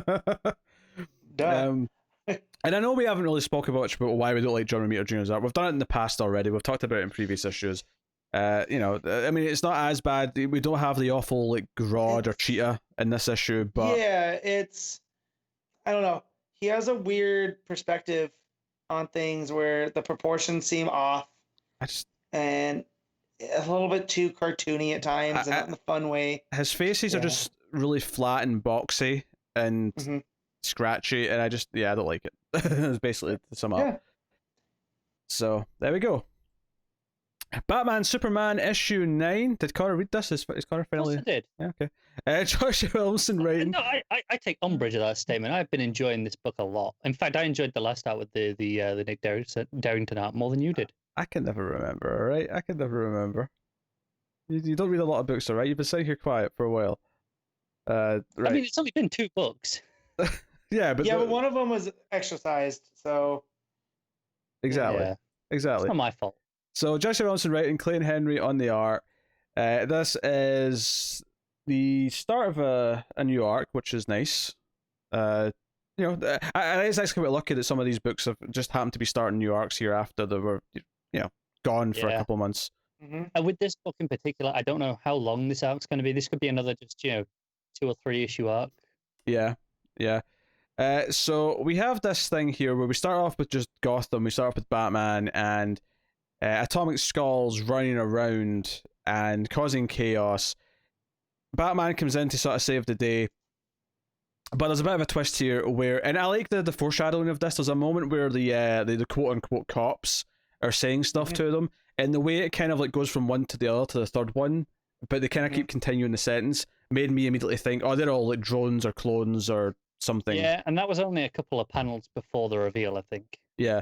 But it was the page before, so it was like, okay, so they've set up the idea that, okay, what's going on here is kind of weird. And so they're drones for something, we don't really know what, but Atomic Skull kind of tries to warn Batman that whoever this is coming after Superman, and he wants to get to Superman through Batman. And then he goes boom, in the middle of Gotham. We find out later that it's a good part of the city for it, because it was an area that was evacuated during the Bane occupation, I guess we're calling it. Yeah, it's Williamson's playing a lot with Rebirth kind of continuity here, with the Atomic Skull from Superwoman, right? Getting his art getting some traction here. I did like plus the City of Bane. Plus, I liked that they referenced his time with the DEO, not DEO, right? Major Crimes, whatever it was. Yes, Sawyer. With Sawyer. Yeah, it was with Maggie Sawyer, and it was science. Sometimes it's the science police. Sometimes it's Anyways, there's too many organizations to keep track of. I can't remember them all. Yeah, which is why I appreciate Bendis knocking them down to Leviathan and Checkpoint, and that's it. Yeah. We're good. That's all we need. I mean, do with a few more. Checkmate. But it references he'd been in Teen Titans recently, I guess. Yeah, which I'm sure it happened, but obviously we're not reading that, so it's fine. Yeah. So Superman, we cut to him. He's flying to meet Lois for a date night. She keeps being followed by the press, though. They're in Paris, but of course he hears the explosion in Gotham, and I like the little detail here because he flies off to Gotham and says, normally I don't even really listen to Gotham because Batman's got that covered. So it's only when something major happens that is kind of beyond Batman's capabilities that he'll kind of swoop in here. And obviously, this giant explosion is definitely one of those times. An extreme emergency, as he puts it. Yeah. So he eventually finds Batman under some rubble, and Batman, in traditional Bat form, just complains that what took you so long? What? I'm lying here. It's very Batman. Yeah, no, it's good stuff. And then, of course, we get the reveal of who this is. Building an atomic army, we have the Ultra Humanite. Is actually in the caves on the outskirts of Gotham. Yep. Were you? I expect Matt was probably into this reveal. No? Yeah, I mean, so Ultra Humanite's someone that I don't have that much history with, but he's a big talking ape with a big brain. So he's cool as hell. I love. Yeah. Like I had to laugh at this bit at the end where it says next time, because I've mentioned a few times over the recent times how obviously me and Pete are doing previously in the multiverse where we're looking at older comics, and there's been every so often just these stories that line up in weird ways, in thematic ways that they, that by pure coincidence, they shouldn't really have any impact. And I noticed the next time the story is called Guerrilla Warfare, which is exactly the name of a story that me and Pete are working through right now. To be fair, though, I'm going to go out on a limb here and say that this name's popped up a lot. Partly because it's really easy to turn gorilla into gorilla, but also because when I was a kid, I legitimately thought the term was guerrilla warfare because I just misheard it. Yeah. You know? Yeah. I mean, no, I get that, but I just it's another one of those coincidences that's just, oh, look, another one. But yeah. Pete, have you ever seen the movie Captain Ron with Kurt Russell and Martin Short? I have not, no. So it's an early 90s movie where Martin Short takes his family on like a boating trip to like the Caribbean, and the only affordable guy is Kurt Russell, who's this eye patch type guy, Captain Ron. And at one point, Martin Short went off the boat, and he's like, "Be careful going out there. There's gorillas." And Martin Short just had enough. He goes, "Oh, really? I'm gonna run into apes out there?" And he goes off. And there's a whole part about the difference between gorillas and gorillas, and Captain Ron should have been more specific. And he made me think of that as a kid. Gorilla warfare. Yeah. Now, I think what I like about this, much like the arc with the mini Kryptonians, right? I feel like Williamson's playing with some really fun little ideas here about different. And obviously, we don't really. I mean, other than the fact that he's building like atomic drones, essentially. Of Atomic Skull. But Ultra Humanite's not someone that we've encountered in a while, and I feel like Williams is just kind of having fun pulling from the DC universe with various ideas. Yeah, no, I love this issue. I thought Clayton Henry in particular was having a lot of fun, just drawing big bombastic layouts and splashes all over. Colors are very good. I love the Batmobile and the explosions and stuff like that. I do think sometimes he likes to do the tall faces a little bit too much for me. But yeah, this is a very standard Henry thing. If you go and read his stuff with Gail Simone's Flash and those digital first, the exact same things there. Big blockheads, kind of. Yeah. So I pulled up Ultra Humanite just to get a little bit more. It says, originally a criminal scientist active during the 30s and 40s, the Ultra Humanite escaped death by transplanting his brain into other bodies, including film star Dolores Winders, a giant ant, and a genetically enhanced albino ape. So if they want to give us more Ultra Humanite, please, Williamson, have him up. And then on this wiki page, they have his goals. Evolve humanity into a more advanced age, kill Superman, and take over the world. All failed. I love that wiki page had fun. I feel I feel like you could put that at the end of every like villain's wiki page. Goals all failed because the villain they usually get stopped. That's typically also, to be fair, the Joker did kill Jason Todd. That's true. It just got undone later. Yeah. Unfortunately. So, goal successful. That's okay. Also, his hobby includes listening to classical music. So if Williamson wants to add any of the stuff into what we're gonna deal with, please, like it'll be real fun. No, this is cool. It's different. It's not like I'm sure we knew Ultra Humanite was coming from the solicits, but I forgot. So I'm like, it's like 6 months ago at this point. Yeah, exactly. So,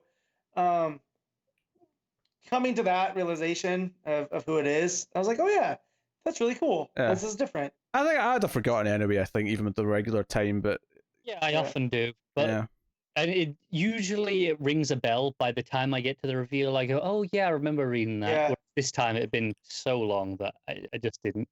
Yeah, no, that's fair. That's fair. Um, No, I think what I liked about this one as well is I kind of liked that it started off with Batman and Superman just doing their own thing elsewhere. Mm-hmm. You know, Yeah. Coming together. rather than they're already like together. I mean, not that that's bad either. It's nice for the variance, just to yeah, Batman's just doing bad things in Gotham, and then the situation kind of calls for Superman at a certain point. I think So- I like their dialogue more at the minute than I did in some of the earlier arcs. I think Williamson's getting a handle on it. The interplay between them and Lois too. You know, when the reporters were all there, she's like, I can't really blame him. I'd be doing the same. Yeah. Just little bits like that. And Pete, you mentioned the coloring. I think the coloring stands out in particular whenever Atomic Skull's around, and it's got that purple glow playing off the other elements. Yeah, I think that's good. I think what I really noticed the most actually is that there's the explosion page, and then the very next page is it cuts to Superman just flying over Paris, and it's not so much that the colors are better on Superman. It's just that they're so different from the colors from before that the yellows and reds really pop for me, and it made me really appreciate kind of how it's bouncing around its palette as opposed to whatever else. So no, I get that. For me, is the way that the glow interacts with the other colors. I think worked really well for me. Yeah. No, I dug it. I dug it. Matt, what are you giving this issue? I'm going to give this an 8. I had a lot of fun with it. Got it. Yeah, I'm going with an 8.5 actually. I had a blast. Yeah. Yeah. I will. Yeah, probably agree with Matt and give it a solid 8. So there you go. Which will take us on. Shazam issue 12, written by Jeff Loveness, art by Brandon Peterson. So this is our guest artist and writer before Johns comes back for his 2-part finale to his story, as we've learned recently. And what was funny is that Matt earlier on kind of gave a sort of hint of his opinion of this when he made a noise when we were talking about the books we're going to be talking about today. Yeah. And it kind of surprised me because I thought this was not bad. But I mean, we'll find out why Matt didn't like it, I suppose. Again, it's fine. I want Johns to finish. I just want the end of Shazam. This book has been going and going, and it keeps getting pushed. Like, Matt, I have to ask: do you feel like you'd have preferred to just have delayed, whatever, and the next issue of just this issue 12 would have been Johns' issue, but in a month's time, rather than random fill-in that we've got here? Like, yeah, it's fine, but I don't feel like this adds anything to the character of Billy Batson, or he gets to team up. That's cool, I guess. You don't see that too often, but I don't know. I just feel like Shazam's in this weird place where he feels like he should be more relevant, but for whatever reason he's not. And I feel that that's his entire career since he's been around. He outsold Superman way back in the 40s and 50s, and then ever since he's just kind of there. All right, Jesus Christ, we're going far based on one fella. Just give me a minute here, right? This issue is perfectly fine, right? It starts off with the Crocodile Man shows up. He's in a business suit. I actually really like the dialogue between Billy and Freddy. Freddy kind of making fun of how he has shit villains because he's got a crocodile in his business suit, and he basically says, compared to Superman's gallery or even Batman's rogues gallery, it's the best. And he's like, you never team up anywhere. So Billy's was, all right, fine, I'll say Shazam. And obviously he fights the crocodile first, but then he's flying Billy home. And he has the idea, because he's never had a team up, to fly to Gotham. And again, like, Billy's talking to him over the comms, or over his phone, I should say. They don't have comms, they're not Batman with tech. And Billy's like, just sort of waiting around one of the blimps, just been like, no, I'll hear about something. It's like, you're going to hear something from a blimp, and then sure enough, he kind of does. And he flies to the factory where something's going down. Scarecrow's got a bunch of people hostage. And there's a joke here about how he's like, how many derelict factories does Gotham have? I flew over like 4 just getting to this one. And Scarecrow shows up, and Shazam's all kind of cocky because, well, nothing can affect me, yada yada. But of course it does. The gas does, and I did like the idea that Scarecrow can tell from the way he screams that he's actually a child. He's like, wait, I know fear. This is not the fear of a superhero. This is the fear of a child. That's interesting. So Batman shows up. Interesting costume on Batman, I thought. They went for kind of a blue cape. kind of old school. No thoughts. Okay. Sure. No, that's fine. Yeah. Okay. I thought this was an enjoyable one shot of a comic. Basically, Batman kind of has to help him save the day. He's kind of inspired by seeing Batman's like sort of history with fear, and they beat Scarecrow, and Batman refuses to call us a team up, but he kind of acknowledges that, hey, look, when I was a kid, like I sort of gave myself over to being Batman, but you have a chance to actually still be a kid and be yourself for a while before you have to fully take all the responsibility. So he goes off, and Billy's like, that was totally a team up, yeah. So and he says Shazam and flies off. I thought it was a perfectly fine one shot. I think what made it work for me is I typically like the art. I thought Peterson's art worked really well. I thought the transformation from Billy to Shazam page especially looked really good. Mm-hmm. Them bonding is because he's saying, "Oh, I've just got a crappy crocodile that I fight," and Batman's like, "Oh, well, I fight a crocodile technically. Then the sewers usually." And he's like, "Oh, he doesn't wear a suit. Doesn't wear a business suit. Why would he wear a business suit? Oh yeah, mine neither. Mine doesn't wear a business suit." And I thought the Freddy Billy dialogue was really good. I thought that I could really feel the inspiration of the movie here. The idea of Freddy trying to help him sort of develop his superpowers and like who he is as a superhero. I was definitely getting vibes of that, sort of feeling the influence. Don't get me wrong, would I rather have the next John's part of the story and just have this come after John's is done? Sure. But I enjoyed reading this well enough. Yeah, no, again, it's fine. But yeah, like it's Shazam teaming up with Batman, which is not a team you'd ever think, right? Like you don't think those two. One of the first team up comics I remember buying was the Shazam and Superman. I think it was called First Thunder. And that was pretty fun. So yeah, I like seeing Shazam bounce off. But yeah, again, it was all right. I mean, I don't know. I just by the time I got to this book, maybe I was burned out. I don't know. I want the John stuff to be done to see where we're going. What you're saying is 100 pages of Catwoman. It might have put you in a bad place for this one. What you're saying? Maybe. Nah, I think I had enough time with this. It's a one issue fill-in. Honestly, like this made me think that Loveness wouldn't be a bad permanent replacement. I don't know what he's like with long form storytelling. Like I don't know if he does good arcs, but I enjoyed this one-off issue certainly. I believe he's doing a 2-parter on Justice League. I think that was what we got in the last solicits. Mm-hmm. That's right. Yeah, I'll be curious to see how that is then, because I thought this was all right.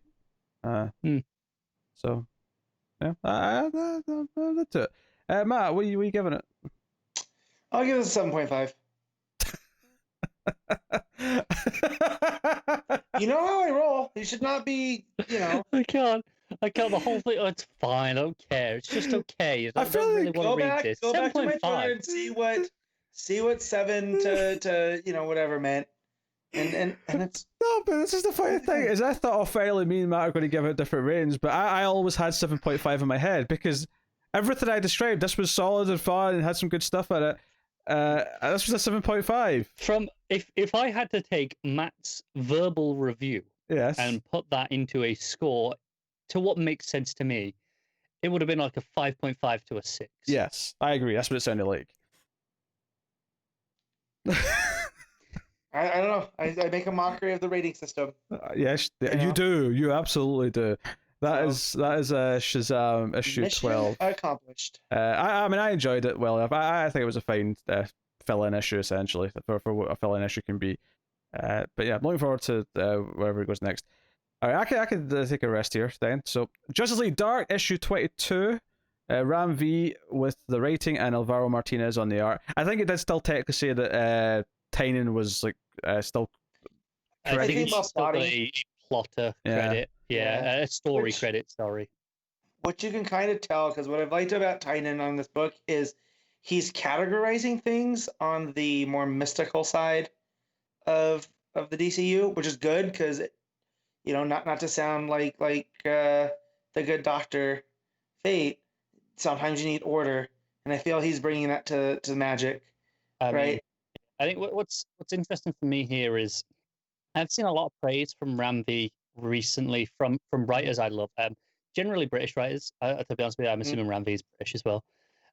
Like Gillen and Johnston. I've seen them throw around his name being shocked that he didn't get an Eisner nomination for one of his books that he did with Vault Comics. Because obviously the Eisner nomination just came out this past weekend. Right.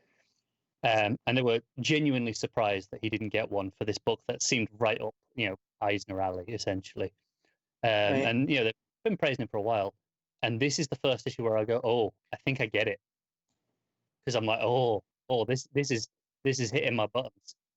Yeah, so it took a second for me to remember what was going on and how Zatanna and Constantine went into the rot to find Abby, and they ran into Anton Arcane. And so once I got that going, and then I remembered that Animal Man and Wonder Woman and Detective Chimp, they were dealing with the fungus. So then I got that. And then the other one was Fate, right? That's the third part. Khalid finally took the helmet back. Right, finally the helmet. So once I got up to par, then everything started clicking into place again. And so one of my favorite things from the Soul Run was how he created the different kingdoms, or the... Are you about the Soul Run on Swamp Thing? On Swamp Thing, yeah. So he created the different forms. So you had the rot and the green and the red, but also the gray. He had I forget what the technology one was called, but he had that one. He had the story. So there was more than just these ones. And now it looks like Tynan or Ram V are putting more in there. So Animal Man goes deep into the red to talk with something called the Divided. And so he takes us very clear immediately what they are. Yeah. So he takes this form. He looks super microscopic, and he's apparently in someone's body, maybe his own. Yeah. And he ends up talking to the Divided are the bacteria that live within humans that basically help you live. And so it created this distinction of there's these kingdoms of the living and the kingdoms that aren't, right? Like they're a little bit off, and the Divided are kind of in between, just like the gray. And so basically they, with some help, he explains about the, everything's kind of out of balance. We need to rebalance this. We'll help you. We'll give you a voice and all that. And that was really cool. I did too. And it was a really self-centered argument he led with for the bacteria, which I think was smart. Right. In that, hey, look, you live inside us, because we have all sorts of bacteria living inside us and on our skin, all over. Some of it is good. Some of it is extremely good for us, and we would die without it, basically.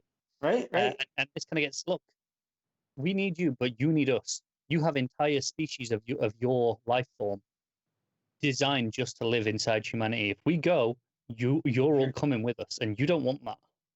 Right.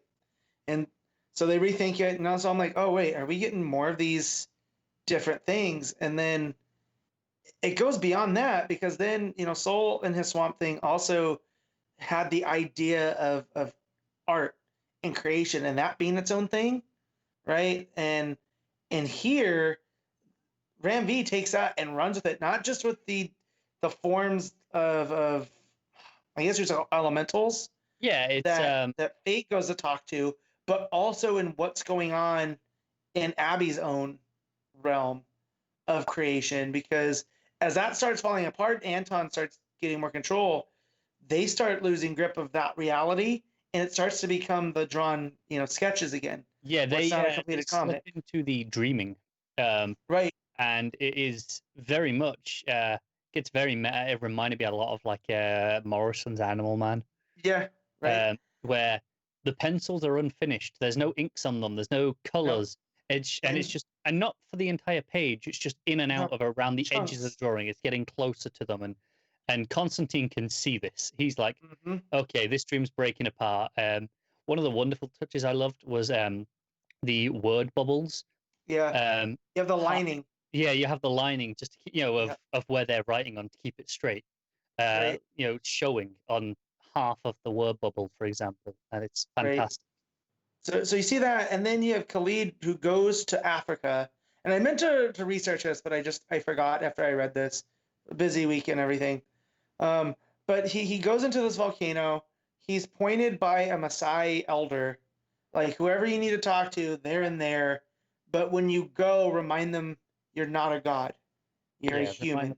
Yeah, you human, not god. And I think this elder, where they are outside, they're in the Serengeti. Mm-hmm. There's all these dead animals that have flowers sprouting from them, and it reminded me very much of the stuff we were doing with Floronic Man's current Well, Parliament. Because the Parliament of Flowers is in and this is also where it gets a little bit Game of Thronesy and the stuff that I like, where you have these different sides allying with one another. Where now the Parliament of Flowers and the Green are allying with the Rot because of who's their champion. And you've kind of got the Divided teaming up with the Red here, right?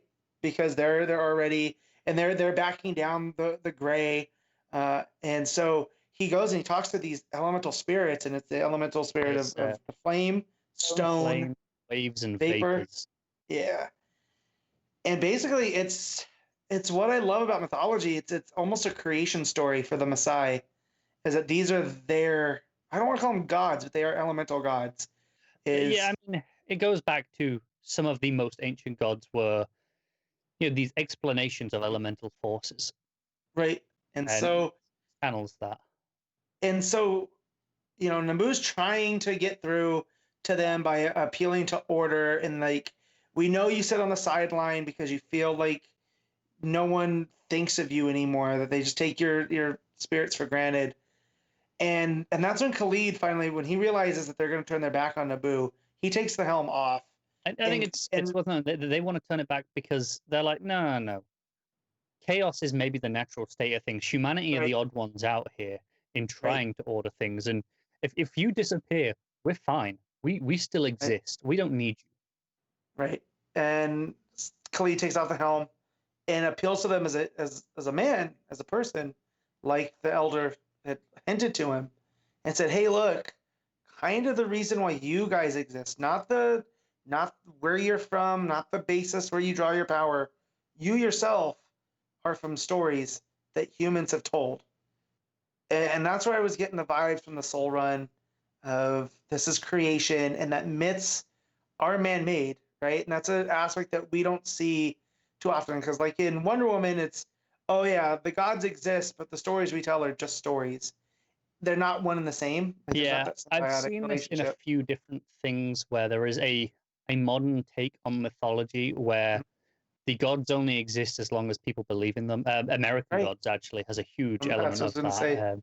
There's American Gods, and there's even parts of we've brought up Percy Jackson before. Oh yeah, that's an element in there in some ways. Like the culture moves, but certain gods could take more precedent by their demigod sons and daughters doing better. Yeah, that has a really interesting thing with Apollo versus Roman sun god. Help me out. The Roman sun god. Well, Apollo's the same in both. No, right? But they had a different name.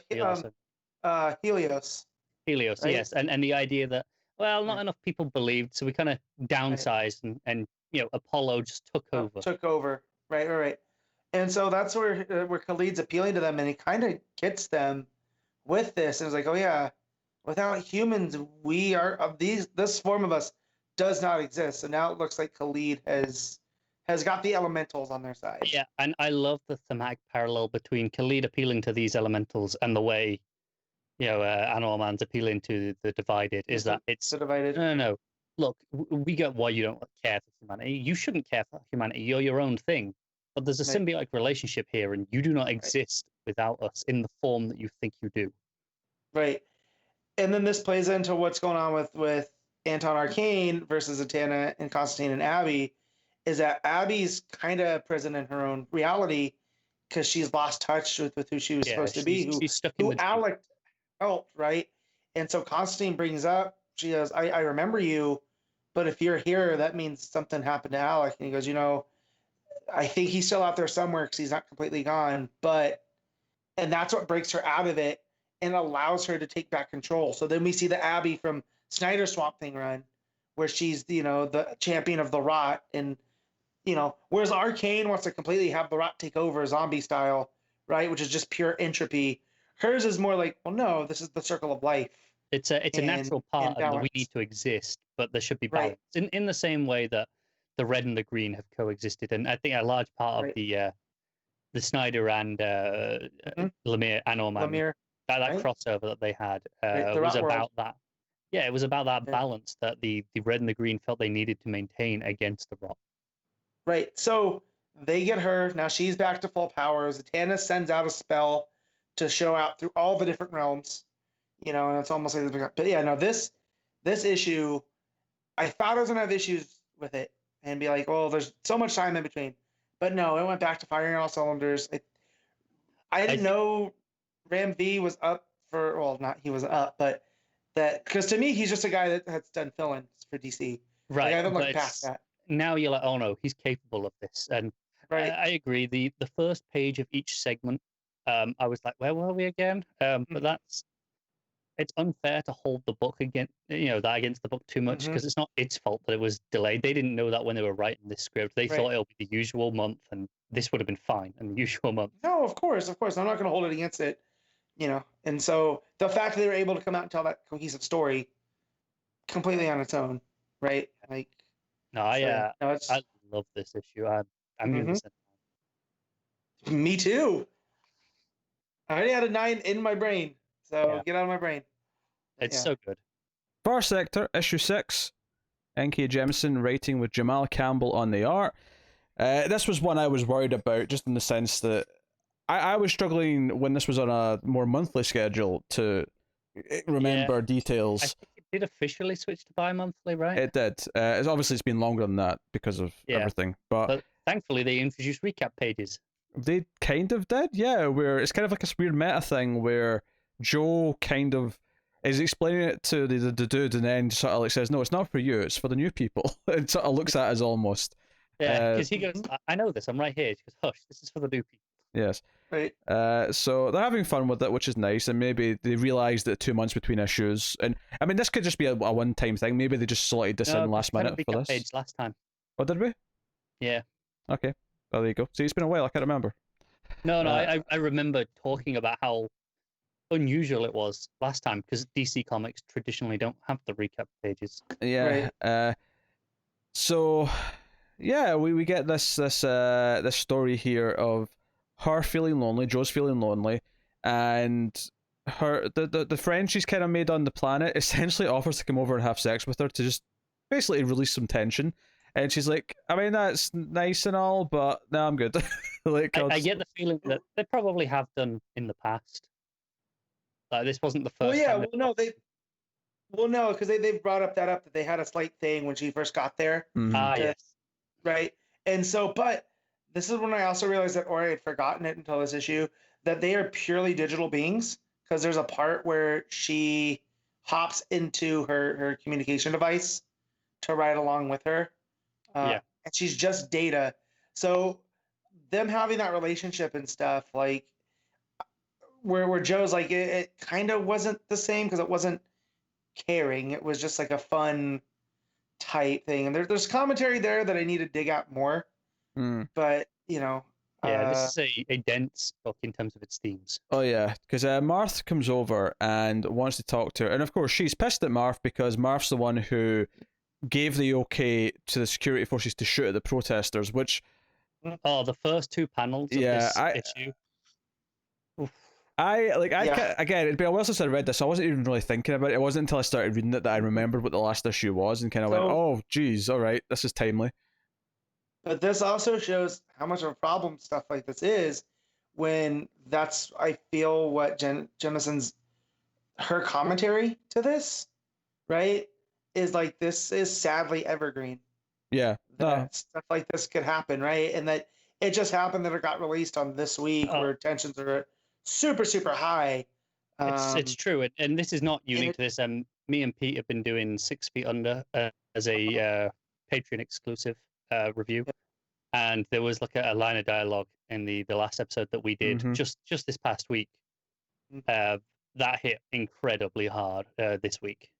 Yeah. So, and that just, I think, shows the craft that's going into this book. Like, whatever this is, you know, I mean, I know it's Young Animal, but I feel like it's also part of the greater DC. Like, we've gotten hints of Joe before now. There's acknowledgement that Jon Stewart exists in this issue. Yeah, there is. Yeah, Yeah. she's. I mean, not only that, she has like Gundam. I think that was. I assumed that was Gundam, so yes. Yeah. But I So, wasn't but anyways, confident it enough to be just- sure. I felt the same thing as I read this. Like I was going, oh, this is uncomfortable, but it's the uncomfortable because like, no, there's a problem that needs to be dealt with. If we're putting this in stories, and it just seems like that's part of it. That It's uncomfortable that you know this was written long before this right, past couple of weeks. Well, that's kind And, of that's the No, point. no, exactly. And it's uncomfortable that it got to this stage already, and we all know this. Yeah, I mean Mhm. that's the point. This is not a surprise. This has been in stories for decades and decades, and is just as relevant as it was the first time it was put in a story as it is now. So we have this, but anyway, to get to the gist of the issue here is that Marv shows up. She doesn't want to see him, and he's got flowers because he's been told he's done a bit of research, and that's what men do for women on Earth is they bring them flowers. Yeah, he didn't pick the best flowers though, because no, he goes, "Oh, the plant's dying, which is probably good because it's toxic and preys on large mammals." right, Yeah. I kind of also got that as like a weird kind of like just his opinion on like flowers in general is that because technically whenever you've picked a flower it's already starting to die. Technically, the death is already going. Right. Yes. But there's also an entire culture of plant-based individuals on this planet too. This So is true. that whole part of it being toxic, I think that also shows his bias that they feed on large, mammals. Yeah, and whatnot, that too. makes sense. Yeah, so he's there and basically says that he's going to resign because of what he did, and she doesn't really believe him. But then she checks the news, and He's already made his statement. yeah, he's already done it. So because she's like, I'll believe it when I see it. But then she checks the news, he's like, oh, he's already put a statement. Okay, it's happening, and finds out that okay, this has kind of been made while he's on switch off. Because again, remember everyone's got this the emotion chip, the emotion exploit. Right. The Yeah. emotion as white. And he takes switch off, which lets him feel his feelings for a number of times. And she refers this to being high, but as he quite rightly points out, it's not really that. It's more like, I mean, maybe it's more of a rush because he doesn't usually have these feelings, but it's actually more that he gets to feel what he really feels during these days. Because one of my favorite little details character-wise here was that she's sort of in her head narrating as she's talking to him, and she's sort of like assessing how he feels and what he feels about this. And she's like, okay, so he's saying a lot of the right things, but it doesn't seem like he actually feels guilty. But then a couple of pages later, he says something like, so when does the pain of like doing the wrong thing go away? And she's like, oh shit, there's the guilt. Like she's like, it's almost like she has to like take him a bit more seriously because okay, he actually feels guilty. I can't just brush this off. And it's him acknowledging that we have to remember, us and her, that the emotion exploit, as much as this is what we know him as the standard, that's not his default state. That's him on switch off taking this drug is actually his natural state, right. and this is being repressed. So it's as much as this is illegal and he's taking these drugs to do this, he's actually trying to be it's trying to gain freedom essentially. Yeah, and notably what this does is that in his decision making he doesn't have compassion, he doesn't have empathy, he doesn't have any of these things. It's not until he takes the drug later and then sort of thinks about what he's done that he starts to actually feel the weight of it and what's actually happened. Because one of the things that he even says here is like, how do you cope with this all the time? How do you deal with all these feelings? How, like, and I always feel so lonely when I'm on this drug. How do you deal with this being the only person? And she actually accepts his advances when she didn't with the other one, because she's basically like, well, this is more mutual because he also feels lonely. He's also getting something out of this. Matt, your next one. And so it becomes this moment here. So they have this romantic beat, and this is when we see the Jon Stewart like bobblehead or whatever it is in the it's a cool little figure that I would definitely own. Yeah. So what I was gonna say though, there's an emotional aspect to it, right? Where there wasn't with the digital her friend. Right here, there's a warmth to him right now. I mean, I don't know if it's me. I mean, obviously, it's representing these digital beings as actually fully fledged beings, but I don't know if there's maybe like a metaphor here. No, but that's what I mean. Though is they don't feel because they are. Well, like sure, they have the emotional exploit, right? Like. Well, yeah, but what I'm getting at is here, even though they're presented as being living beings, these digital beings, I wonder if there's a metaphor here or an analogy here for, like, not just accepting like a digital like substitute for the real thing. Right. I get where you're coming from. I don't think that's the case. I think for me at least, these digital beings are real, right? They're like, you know, full. Well, people. That's why I prefaced it with that. As that Right. part doesn't really And make it line up, but that's why there's stuff here that I'm sure I need to dig deeper at before I try to, you know what I mean, before I come up with a theory. But her and Marth hooking up versus her and her, you know, who she lives with, her friend, who I should know the name, but I just the name's a mess. Pillage. there's too many months between There's issues. too much going on, right? Remember. So, but just the fact there that there's an emotional thing, whereas with her one friend, it's kind of, oh, it's a fun thing, we can hook up, but it's almost like she's programmed just to do that. It's you know like what I mean? it's like a pleasantry. It's like, would you like to have sex on your way in? It's okay. the same thing yes. that No. Marth says about his decisions. He takes Switch off to reflect on them, to actually understand them. But when he's making the decisions, it's just logic and the spreadsheet, weighing up the pros and cons. It's cold. It's when Tillage offers the sex here, it's very much this. Well, you got tension? Let's just sort that out. This is what you do. There's no connection. Right. Yeah, that's what's missing here. It's kind of like in in Demolition Man, right? where well, no, when Sandra Bullock and Sylvester Stallone, right? He puts the moves on her, and she goes, "Wait, no, not like that. You mean fluid transmission? No one does that anymore." And then she tries to hook him into the VR thing, and you know it overloads his brain. Of course, that's where Matt went. Obviously, I'm not sure that's quite the same as this, to be honest with you, Matt. Obviously, some of what the issue is saying, or what the story's metaphor here is the idea that he's making these decisions when he has no feelings of any kind. He's just this cold, calculated thing. And the sad part is that I almost, and maybe the story's going to do interesting things with this, so I don't want to this is not even a judgment so much as so as just a bit of critical thinking along with it, is that that's almost inaccurate, because the problem is that the people who are world leaders who make these choices aren't actually cold and calculated in the sense that they're doing the most logical thing. The problem is that they do have emotional bias. It's just that it's biased in the opposite way. It's this bias where they're they're making choices against. So Marth's doing the most scientific. Well, this is how you put down this is how you do that. You deal with a crowd this way, just because, right? Whereas if you add empathy to it and him looking at how they're feeling, right, that's how it's supposed to go. But in the real world, you have people going like, well, no, what's best for me? Yeah. Right? There's a self-centered.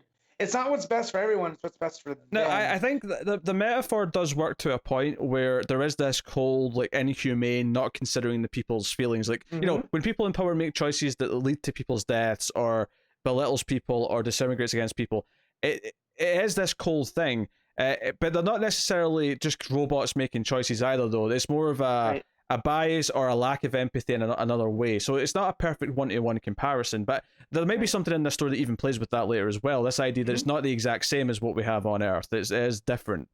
But there is definitely a bit of a comparison there with the idea of just not caring about the people and just doing the cold thing. I kind of love that we're only halfway through this book and it feels so dense and like there's so much story to explore.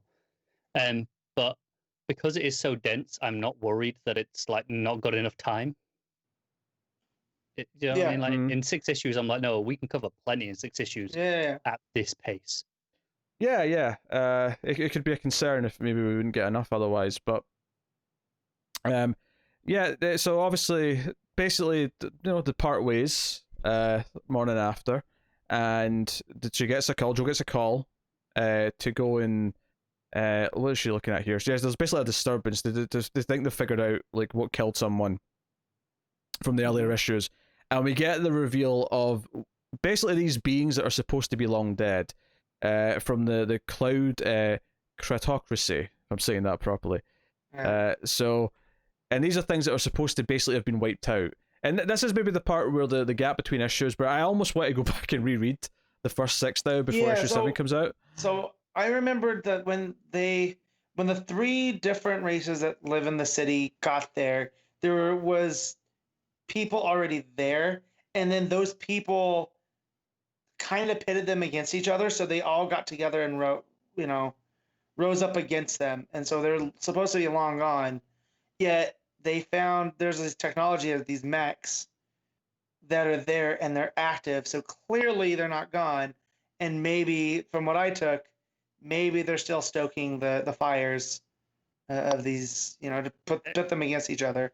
It could be. And there was a great line about when Joe mentions to a friend who's in her headset at this point, being like, didn't you like wipe all these out for revenge for that occupation of your ancestors, decades, centuries ago, millennia ago, however long it was. And I go, oh, it wasn't revenge, it was insurance, so they'd never attack us again. And she goes, yeah, you need to get that money back on that insurance policy. Yeah. I was like, yeah, that did not go so well, did it? Yeah. So we end off in a big sort of fight cliffhanger where she's taking on like a bunch of these droids. They almost look like alien robots, I guess, is the best description, because they look, if you imagine kind of the aliens from like War of the Worlds, not as big, but like those big sort of walking ship things, more like 8 foot tall than 100 foot tall. It also kind of reminded me of an alien version of Ed 209. Like, sure. Yeah, like they have the arms, their guns, and whatnot. Like, very mech looking. The arms are also legs as well. Right. Like they kind of run on both, depending on the situation. Yeah, I feel like the biggest problem with this book now actually is just that there was so much history and mythology like thrown at us in the first couple of issues, which at this point, like, I need to refresh on. Like, it's been too long. Yeah, you're not wrong. So that is probably the biggest thing going against it, but it is very rich in its themes and its stories, and when it kind of just tries to focus on one of those details, it tends to do a really good job with it, and tends to raise a lot of interesting questions and kind of prods at current social issues through the prism of science fiction, which is what good science fiction typically does. So, yeah, I mean, there you go. It's pretty solid. Obviously, Campbell's art's great. It's because it has been. It's fantastic. Without saying, it's yeah. All right, what are you giving it, Matt? I'm gonna give this an 8.5. Car? Yeah, 8.5 from me too. Yeah, I'll concur. 8.5. There you go. Boom. Nailed it. Indeed. All right. So Matt's going to tell us all about Birds of Prey issue 1, the one-shot, the much delayed one-shot that was supposed to be a series, then a mini-series. It was supposed to be main continuity, then was moved to Black Label. Was supposed to be out in time for the movie, then get delayed a bunch of times, and then the pandemic happened, and then here we are now. So Brian Azzarello writing with Emanuela Lupacchino on the art. Matt, you're the one who read it because it was 100 pages and you were crazy enough to do so. So take it away. So I don't want to make it think like I woke up early this morning and waiting for my wife to wake up. I was like, well, I can't do anything else. Might as well read. So I'll start with the positives and I'll make this quick. Lupacchino's art, next level. It's really, really good. I feel robbed that this should have been a series. Or Lupacchino needs to be working on more series. Azzarello's pretty, like, the voices are spot on. I can see why they were hesitant to make this in continuity, just because where Canary is in this, and they even add in Montoya. I think this was always Harley. Black Label, right? Okay. So it was always out of continuity, even when it was announced. Well, that's the case. Fine. Was it? I don't know. I feel like it was meant to be an ongoing. I think they shifted it within like a week of announcing it. Though. There was definitely really early on. Yeah, but there was definitely an announcement of this being an ongoing. There was. I think ultimately, because it was so fast, I think it might have been like a miscommunication. Maybe. Either way, it definitely fits the Black Label where anything can happen. So they refer to Batman. You never see him. They don't even mention his name. They just refer to him as it's his city, and you play along by his rules, or you do things in secret. So as I say, it's not that. Despite the creative team and Azzarello, the story's kind of off, and it almost feels like it was meant to be an ongoing, because this feels like the first arc. It just abruptly ends by the time you get there. There's stuff that happens with Montoya. So the main plot is Harley's just broken up with Joker. It's a lot like the movie in that, so I can see where that influenced it. But she's also just been released from the Suicide Squad. Is that Waller is just like, your debt's paid, you're free to go. So she shows back up in Gotham. Canary gets a call from someone that was on a team with her, and Steve Trevor goes to follow up on it. So the guy that calls her is right in the middle of a firefight down what seems like in Mexico, and so the villains show up. Is it the team that she was on in Team 7? Yeah, in the New 52 for a bit. Yep, because she mentioned Slade, so she's looking at a picture. So this guy gets beheaded by these people in the Dia de los Muertos. There are 3 sisters. The esposas, what's the name? Basically, their name translates to the word of God, and they're these new drug dealers that they come in to a city, pump the market with bad drugs, and then once people don't want to take those drugs, they give them their clean drugs, right? So it's this whole system. They have their eyes set on Gotham, and this guy calls Canary to to let her know it's coming, and also they had like this kind of flirty thing, and she's like not taking it seriously. She's like, okay, well, whatever you're doing. Well, he ends up getting beheaded. Trevor gets her involved and says, hey, they're coming here. You might want to keep a lookout on it. That gets her involved with Montoya and the Huntress, who are trying to stop, the drugs coming into the city. Come to find out that Montoya actually was trying to force Gotham PD's hand by helping facilitate this, which I didn't like because that made Montoya a bad cop, which is something that's just not in her character, to go above like Gordon or anything. It's why Nolan eventually changed that character in The Dark Knight to be from Montoya, because it's something that she wouldn't do. And Harley gets involved because she's in the wrong place at the wrong time. And she's yeah, right. She's trying to get away from the Joker, so there's a subplot of Joker's men trying to bring her back. And he's another one that gets mentioned, and you see glimpses of him, but you never see the full thing. Like, he ends up firing a rocket launcher at her. There's a lot here, almost of Azzarello took that plot from the Ayer Suicide Squad and went, I can do this better. Like, I don't know if that's the thing, but it's very similar. From him shooting a rocket at her to showing back up and basically wanting to claim her as property and not treat her as a human, and that's why she stands up to him. And that's kind of where it ends. So they abruptly deal with the word of God people. They team up. Huntress gets mad at Montoya for being played. Come to find out that Montoya was playing both sides. Harley's causing chaos. Canary's just trying to maintain everything. And yeah, it's kind of a mess, and it's a bit disappointing from this team. But it was a breezy read. I got through it in less than an hour, so that's pretty good. It helped with the art. Like, Lupacchino handles action very well. I think Azzarello writes action very well, but I don't know if this was editorial where they were trying to fit it within the framework of the movie, or Azzarello just had the idea for this. But it seems like there should be more. It feels like there's. I wonder if there was like a sequel planned. Yeah. Like even once they switched it to a miniseries, if they can, like the DCeased route of, well, we can have a few of these in Black Label, just keep them going. It's entirely possible they'll do another one shot called Birds of Prey, subtitle. Right. Yeah. So where this ends is Montoya's going to jail because of her plot into this. Harley ends up making the Joker has her dead to rights and is going to shoot her because if he can't have her, no one should. And she ends up telling like a joke that makes Joker laugh. And that's where it ends. That's just it. The book ends. Montoya going to jail. The bad guy is dealt with. Who knows really what happens with Canary? She's just kind of there. Definitely feels like they expected to have more when they right, because Azzarello's been doing this long enough, and I've enjoyed the majority of things I've read from him. That he just doesn't have abrupt endings like he's done enough graphic novels, like straight to graphic novels, which is what this essentially is. Right.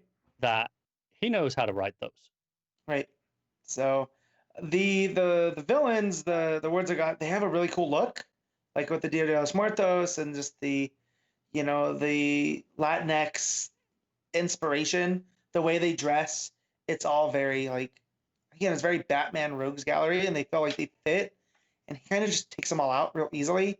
Like Harley takes one of them out, and then that leads to one accidentally shooting the other, and then they plunge into the river. So I'm sure that would have been a plot, the one that survives coming back. But it all seemed these are supposed to be these big, badass, new drug enforcers and they just kind of get dealt with in a jokey way. So again, it felt like there was supposed to be more. So I guess one word to sum it up was disappointing. Because Lupacchino, Azzarello, that's a team that I want to see do most things. And yeah. So I guess I'll give it a rating. I'll give this one a 5.5. So yeah. Yeah, well, I mean, I don't know if anyone else read any other digital first books this week, but I mean, I think we all at least looked at the DCeased Top at World's End issue 2. It's Tom Taylor, and of course we are. Yeah. So this was the story of Black Adam and Kandak when the virus hit, when the anti-life equation hit, and it essentially boils down to just seeing how he coped with it, which was basically to just kill anyone who came even close to someone who was infected. He didn't try and save people. If they were in the vicinity of someone who was infected, he just annihilated them all, and it got his country pretty scared of him at that. But because of that, it's pretty safe. And we have Superman and Wonder Woman at one point come during the story of DCeased and asking for refuge in Kandak, and he basically tells him to piss off. But he wants to know how his people are doing. So the end of the story, which again, it's a digital first, so it's sort of half pages, so it's like 22 pages, but it's actually more like 11 actual pages. I did note after our discussion on the format last issue, some actual splash pages in this. There's at least 2 in here. Okay, I read it all sideways on my tablet, so yeah. But what I mean is, some of them they're not broken up into panels. It's very much functioning as a splash. There's a couple of them. Okay. Cool.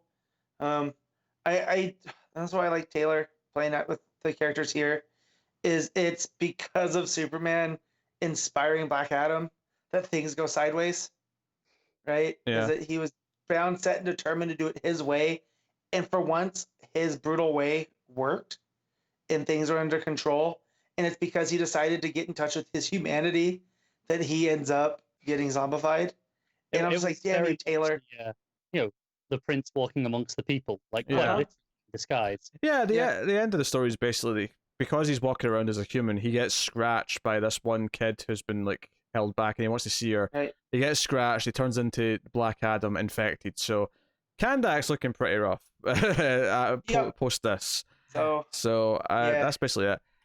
As far as the splash page thing goes, I mean, I guess technically, but they feel more like they're just top halves of the pages or bottom halves of the pages. Like, I don't see why. I mean, the impact of them definitely felt like this was a splash moment for me. I guess. Yeah. I think that's what it comes down to here. In that, if you just extrapolated this out into being, a 2-page spread in a comic, a splash, it would be that same page turn reveal of here's the big moment, and that's why it worked for me here. It felt like those splashes. But it will do though when they put it together in the physical edition. I don't know. I thought so.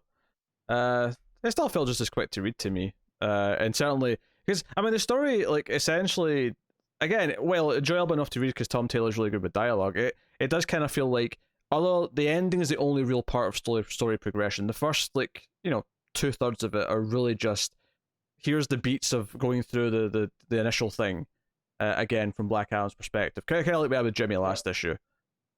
And I like that because it's a lot more character work, and it's stuff that kind of got not swept to the side in the first DCeased, but it was stuff that's happening in the background, and we're getting the kind of Rashomon version of this is from his perspective, and now this is from Black Adam's perspective. I do wonder how many issues we can do this for, though.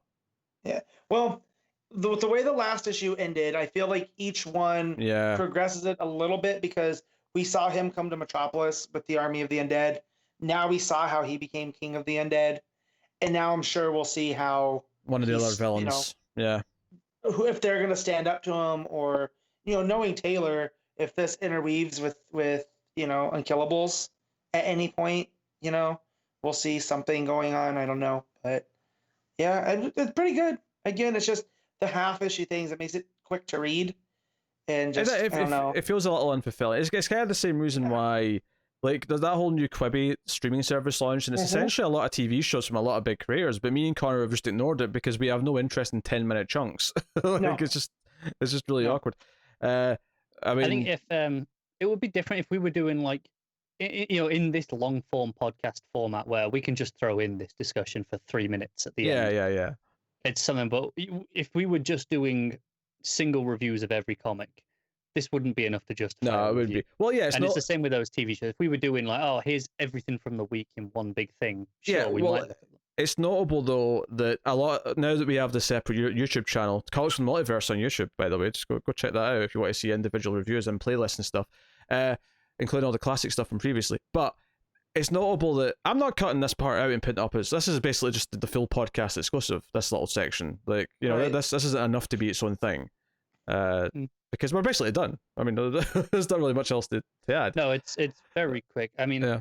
I guess on those weeks where we have 3 or 4 digital books to talk about, it could be cut up as a digital first chunk. Yeah, but it won't because there's no consistency because you can't find the previous chapters of this, for example. No, I know. I mean, that's what I mean. It's like it could have been, but consistently, no. So, yeah, so it's fine. I don't know if we rated this last time. I don't think we do rate these. I don't know. We No, didn't. We haven't rated any of the digital ones. Nah. It's too kind of weird on its own. And the weird thing is though is that like putting these together as an issue is also kind of weird because this Jimmy first part and then this Black Adam part do feel separate. Distinct. Yeah, they're separate things. I think we got away with talking about it last time because it was the same week as a DCeased issue. Whereas, like, do I need to talk about this every time there's an issue with this? I don't know. But I'm going to read it, but... I mean, no, we'll bring it up because we're all going to read it. So, I mean, we might as well just throw in a quick 2-minute thing at the end. If nothing, I'll just say... Right, but do you know what I mean? Like, it's so light and fluffy that it's just because, I mean, okay. Because eventually there's going to be a cool detail that it's going to feel kind of relevant to the bigger ongoing thing. So, I mean, it's a fun little 2-minute thing that's exclusive to the full version of the podcast. I'm fine with it. Whatever. So, yeah, that's DCeased at World's End. Hope at World's End. I'll remember the title of that book someday. Yeah, maybe by the final 14th issue. So the final book to be talked about here is actually a Patreon book every month on patreon.com/MailFuzzTV, where you can support us for as little as $1 per month, of course. But one of the higher tiers is actually making me or Connor read a book. So Connor's going to do one of his books this week. He has read Red Hood Outlaw issue 45. So thanks to David for making him read that. Take it away. Yeah, still love Del writing and Pantalena on the art, which is the knockoff Rocafort we've had for a few issues now.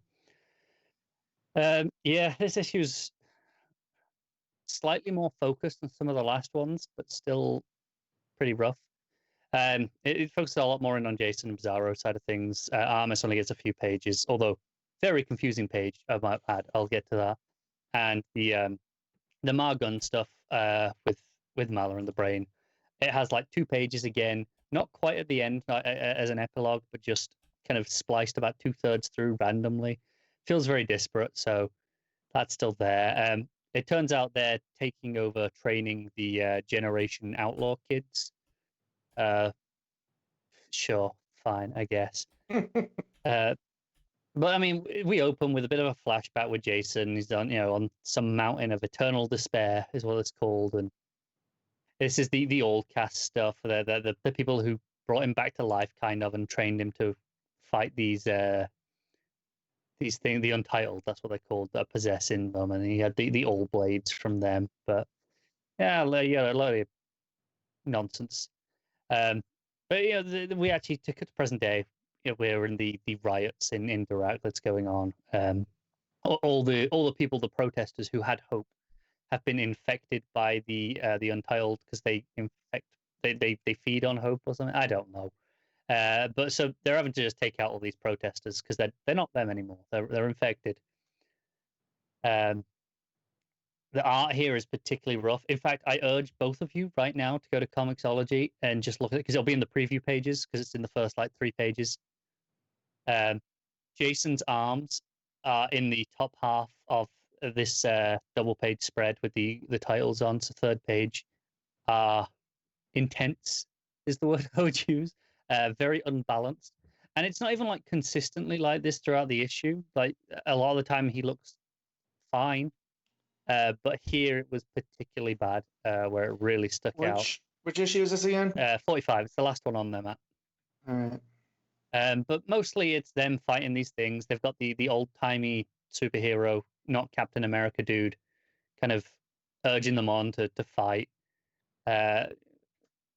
That's kind of just going on. He gets up with the Captain America dude, whose name I'm completely forgetting, and I'm just using that because he's clearly supposed to be evocative of that. He gets infected and possessed, he gets possessed by the leader of the Untitled, and he opens up a portal, a gateway to this labyrinth.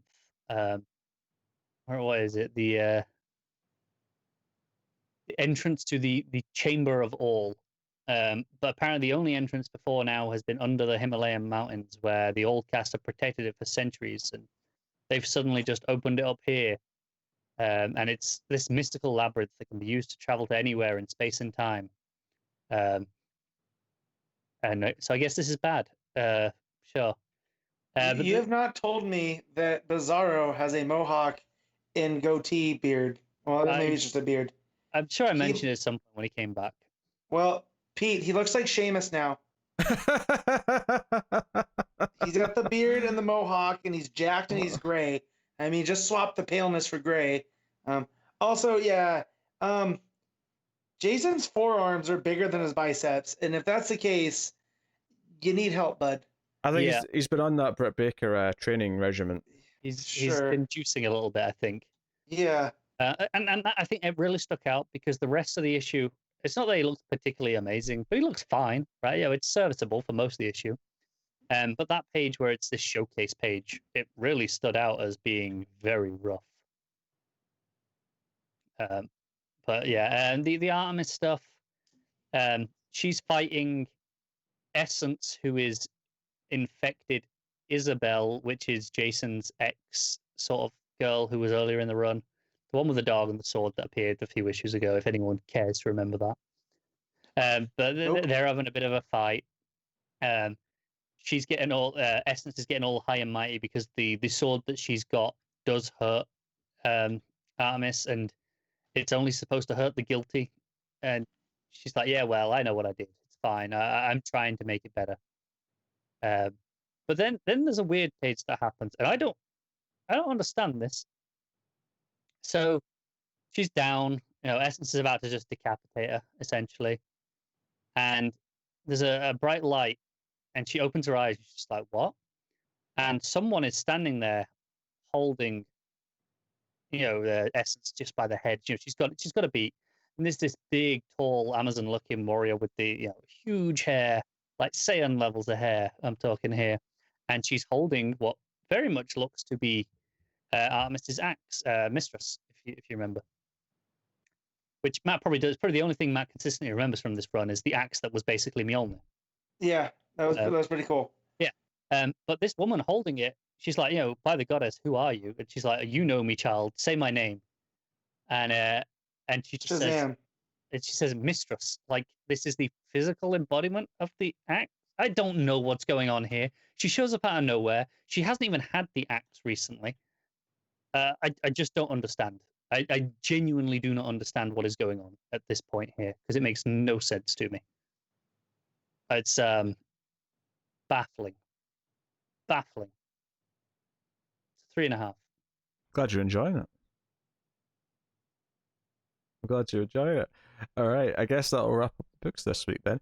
I'll take us out of the part of the show. We pick our favourite panel/moment, our favourite art, favourite cover, and top 5 books of the week, if we indeed read 5.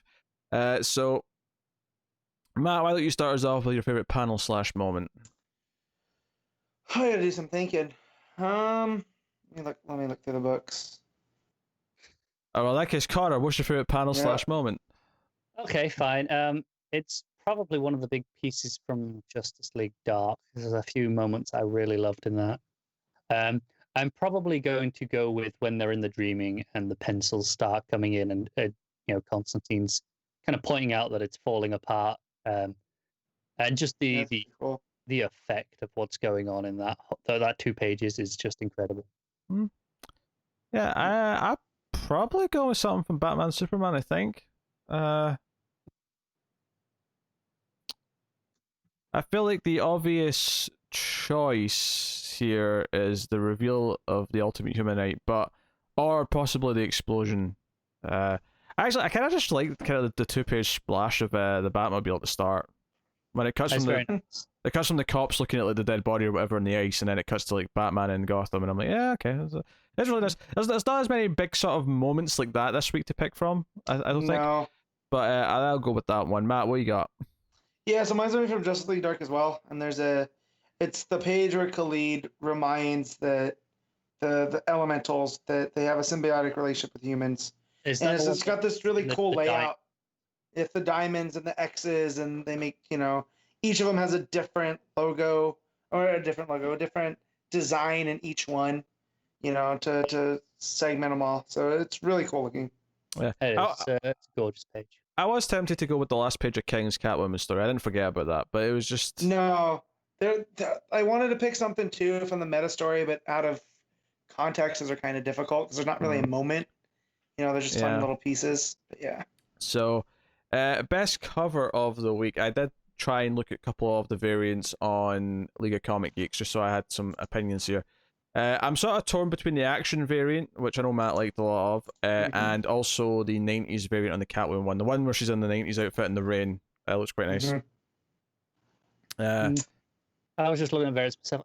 I in a small thumbnail, I really like the Birds of Prey variant. But and then when I opened it up, I'm not as keen. Unfortunately, it's a J. Scott Campbell cover. Yeah. I think personally, I'm probably going to go with the Batman Superman variant, the Mayhew cover. I think it's really quite nice. Yeah. Okay. Connor, Matt, rather, we got. Yeah, definitely one with the Lucio Perillo, however you pronounce it, action variant. It's really nice. That's fair. I'll go with the little 90s Catwoman cover then. So there you go. That is that. So that'll take us on to our favorite art of the week. So this is it's Far Sector, I think. Yeah. I wanted to get cute and pull something from Catwoman, like Cam Stewart's story, but it's kind of hard to argue with that one. Yeah, it kind of is. So 2 top 5 books of the week. I mean, you can include Catwoman in this, but it's kind of a weird one to include, so it's up to you how you place it, Matt. But what's your top 5? So I'm going to go number 1 is Justice League Dark, number 2 is Far Sector, 3 is Batman Superman, 4 is, what did I give Shazam? I guess 4 is Shazam, 5 is Action Comics. Given how positive he was on Action, relatively speaking, with the art, and then how blah he was on Shazam, that was a surprising list. But you know what, Matt? We're here for the roller coaster. Connor, that's right. What's your top 5? Justice League Dark, Far Sector, Batman Superman. Okay. My number 1 is Far Sector. Number 2 is Batman Superman. Number 3 is Shazam. And number 4 is... I'd probably put Catwoman at 4 and then Action at 5. Because I think the higher points of the Catwoman, are definitely better and outweigh the art of Action, even though the Action story is better. And I'm excited for where that's going. But I'll drop them in. So there you go. That is our top books of the week. Just before we wrap up here, I wanted to drop in because we're talking a lot. This is the bookend of the show a little bit. We're talking a lot about the reactions to the Diamond news at the start. I actually got a Facebook post here from Bedrock City Comics Co. who posted something on their Facebooks, which was actually a bit more positive. So I thought I'd just read one that's on the other end of the spectrum, for contrast here at the end of the show, before we say our goodbyes. So I'll just read this out. So this is Bedrock City Comics Co. Hey everyone, a few have asked how DC's decision to change distributors will affect everyone at Bedrock City in the future. The short answer is that the transition has already occurred and everything will remain the same as before and lightly improve. Our DC comics have not been distributed by Diamond Comic Distributors since the pandemic began months ago, and we've been nothing but thrilled with our new partnership with UCS Comic Distributors. The transition was incredibly smooth, as your comics have arrived early and in great condition. Doesn't specify if they didn't used to do that, but it kind of implies something, doesn't it? Kind of seems like they did, though. We're incredibly grateful to both DC and UCS, who worked together tirelessly throughout the shutdown to make sure everyone could get new comics to read. We will continue to receive comics from other publishers through Diamond Comic Distributors and wish our long-time partner nothing but success moving forward. Please don't hesitate to reach out, blah, blah, blah. So I think this feels like a more like a sensible reaction, one that I would expect. perhaps. Yeah. But being involved with comics culture as long as I have, usually it's pretty unreasonable to be reasonable. Okay, that's fair. You know what I mean? So that's fair. I just wanted to throw in a bit of positivity from someone at the end. And just to counteract that, not necessarily with that. No. I stumbled across another piece of a news story that isn't actually about before you finish here. I just said I wanted to end with some positivity, and Connor immediately jumps in with just to counteract that. Yeah, that might be the most British you've ever been, Connor. It's like, oh, Pete's happy. Watch me step on it. I know, and that is great that there are people positive about this. But just a news story I stumbled across while we were recording that I thought was worth bringing up. It's a book we've mentioned a few times over the last few weeks. Is the Man-Bat miniseries. DC has actually told retailers that it is delayed indefinitely. They're saying it will be released eventually, but it was really notable how it wasn't in any of the books that were switching to digital. It wasn't going straight to trade, or at least they hadn't told us that yet. It was missing from the solicits. So just thought I'd throw that little update in here while I stumbled across it. Thanks, Connor. You might still get it at some point, Matt. All right, cool. So we could wrap up the show then. That has been your DC Comics. I will obviously tell you what's coming next week, though. I'll do that. You gonna tell us what's next week? Yes, I was getting there, Matt. All right, so coming next week from DC Comics, and let me just turn on Wonder Comics here, just in case there's any Wonder Comics included here, because League of Comic Geeks is weird, but Diamond's unreliable right now, and soon won't even be usable at all, so must get used to a new system. So yeah, coming next week, we got Batman in 92, we got The Flash 755, Nightwing 71's coming out, as is Justice League 46, we have Harley Quinn 73, Justice League Odyssey 21, The Batman's Grave number 7 is coming out, Lois Lane number 11 is out, so that is getting close to the end there. We got Legion of Superheroes issue 6, we do have the Joker 80th anniversary 100-page super spectacular, as we mentioned earlier. We have Batman's Secret Files issue 3. Amethyst issue 3 is coming out, and that about does it for the actual regular comic books. So that is what's coming out next week. Obviously, we don't cover all those books, but the ones we do cover, look forward to those. Yeah. Assuming this site is reasonably up to date, it seems the week after is considerably busier. So yes. Yeah, this will be the last lighter week, it seems, for now. Yeah, this is definitely a lighter week, because half the stuff I mentioned here we don't typically do, so it is definitely going to be light-ish week next week. So again, good for the 100-page book, I suppose. But yes, and the noise from Matt is all that needs to be said. So yes, let us know what you thought of the comics. Please do like and subscribe. All that stuff's really important on YouTube and helps the algorithm and all that. So, comment, let us know what you think. Hell, even if you just want to say, complete in the comments for if you made it all the way through this 2.5 hour plus podcast, feel free. But you can do that. Obviously, you can support everything we do on patreon.com/MailFuzzTV for as little as $1 per month, and you get bonuses for your troubles. At the $5 tier, of course, you get early access by a day to all the Multiverse shows, all the full episodes of both comics from the Multiverse and previously in the Multiverse. And of course, occasionally there'll be a vote as well for some of the classic comics that we cover on previously. So do go and have a look and see if you're interested in all that stuff. I will also take this time to thank our Patreon producers, which are the $20 not patrons. So thank you to Alison M. Fordyce, Cindy Palacios, Tyler Hess, David Short, and as of today, also Keith Beard. So thank you guys. So it has been a pleasure. We will see you next time. Keep reading DC Comics. Get us on Twitter. Always forget the Twitter. At DC Comics Podcast. Go to the Twitter for updates and shenanigans. And retweets of news and things like that. But that is us. So thank you once again for watching or listening. We always appreciate it. Keep reading DC Comics. And remember to never get lost in the Speed Force.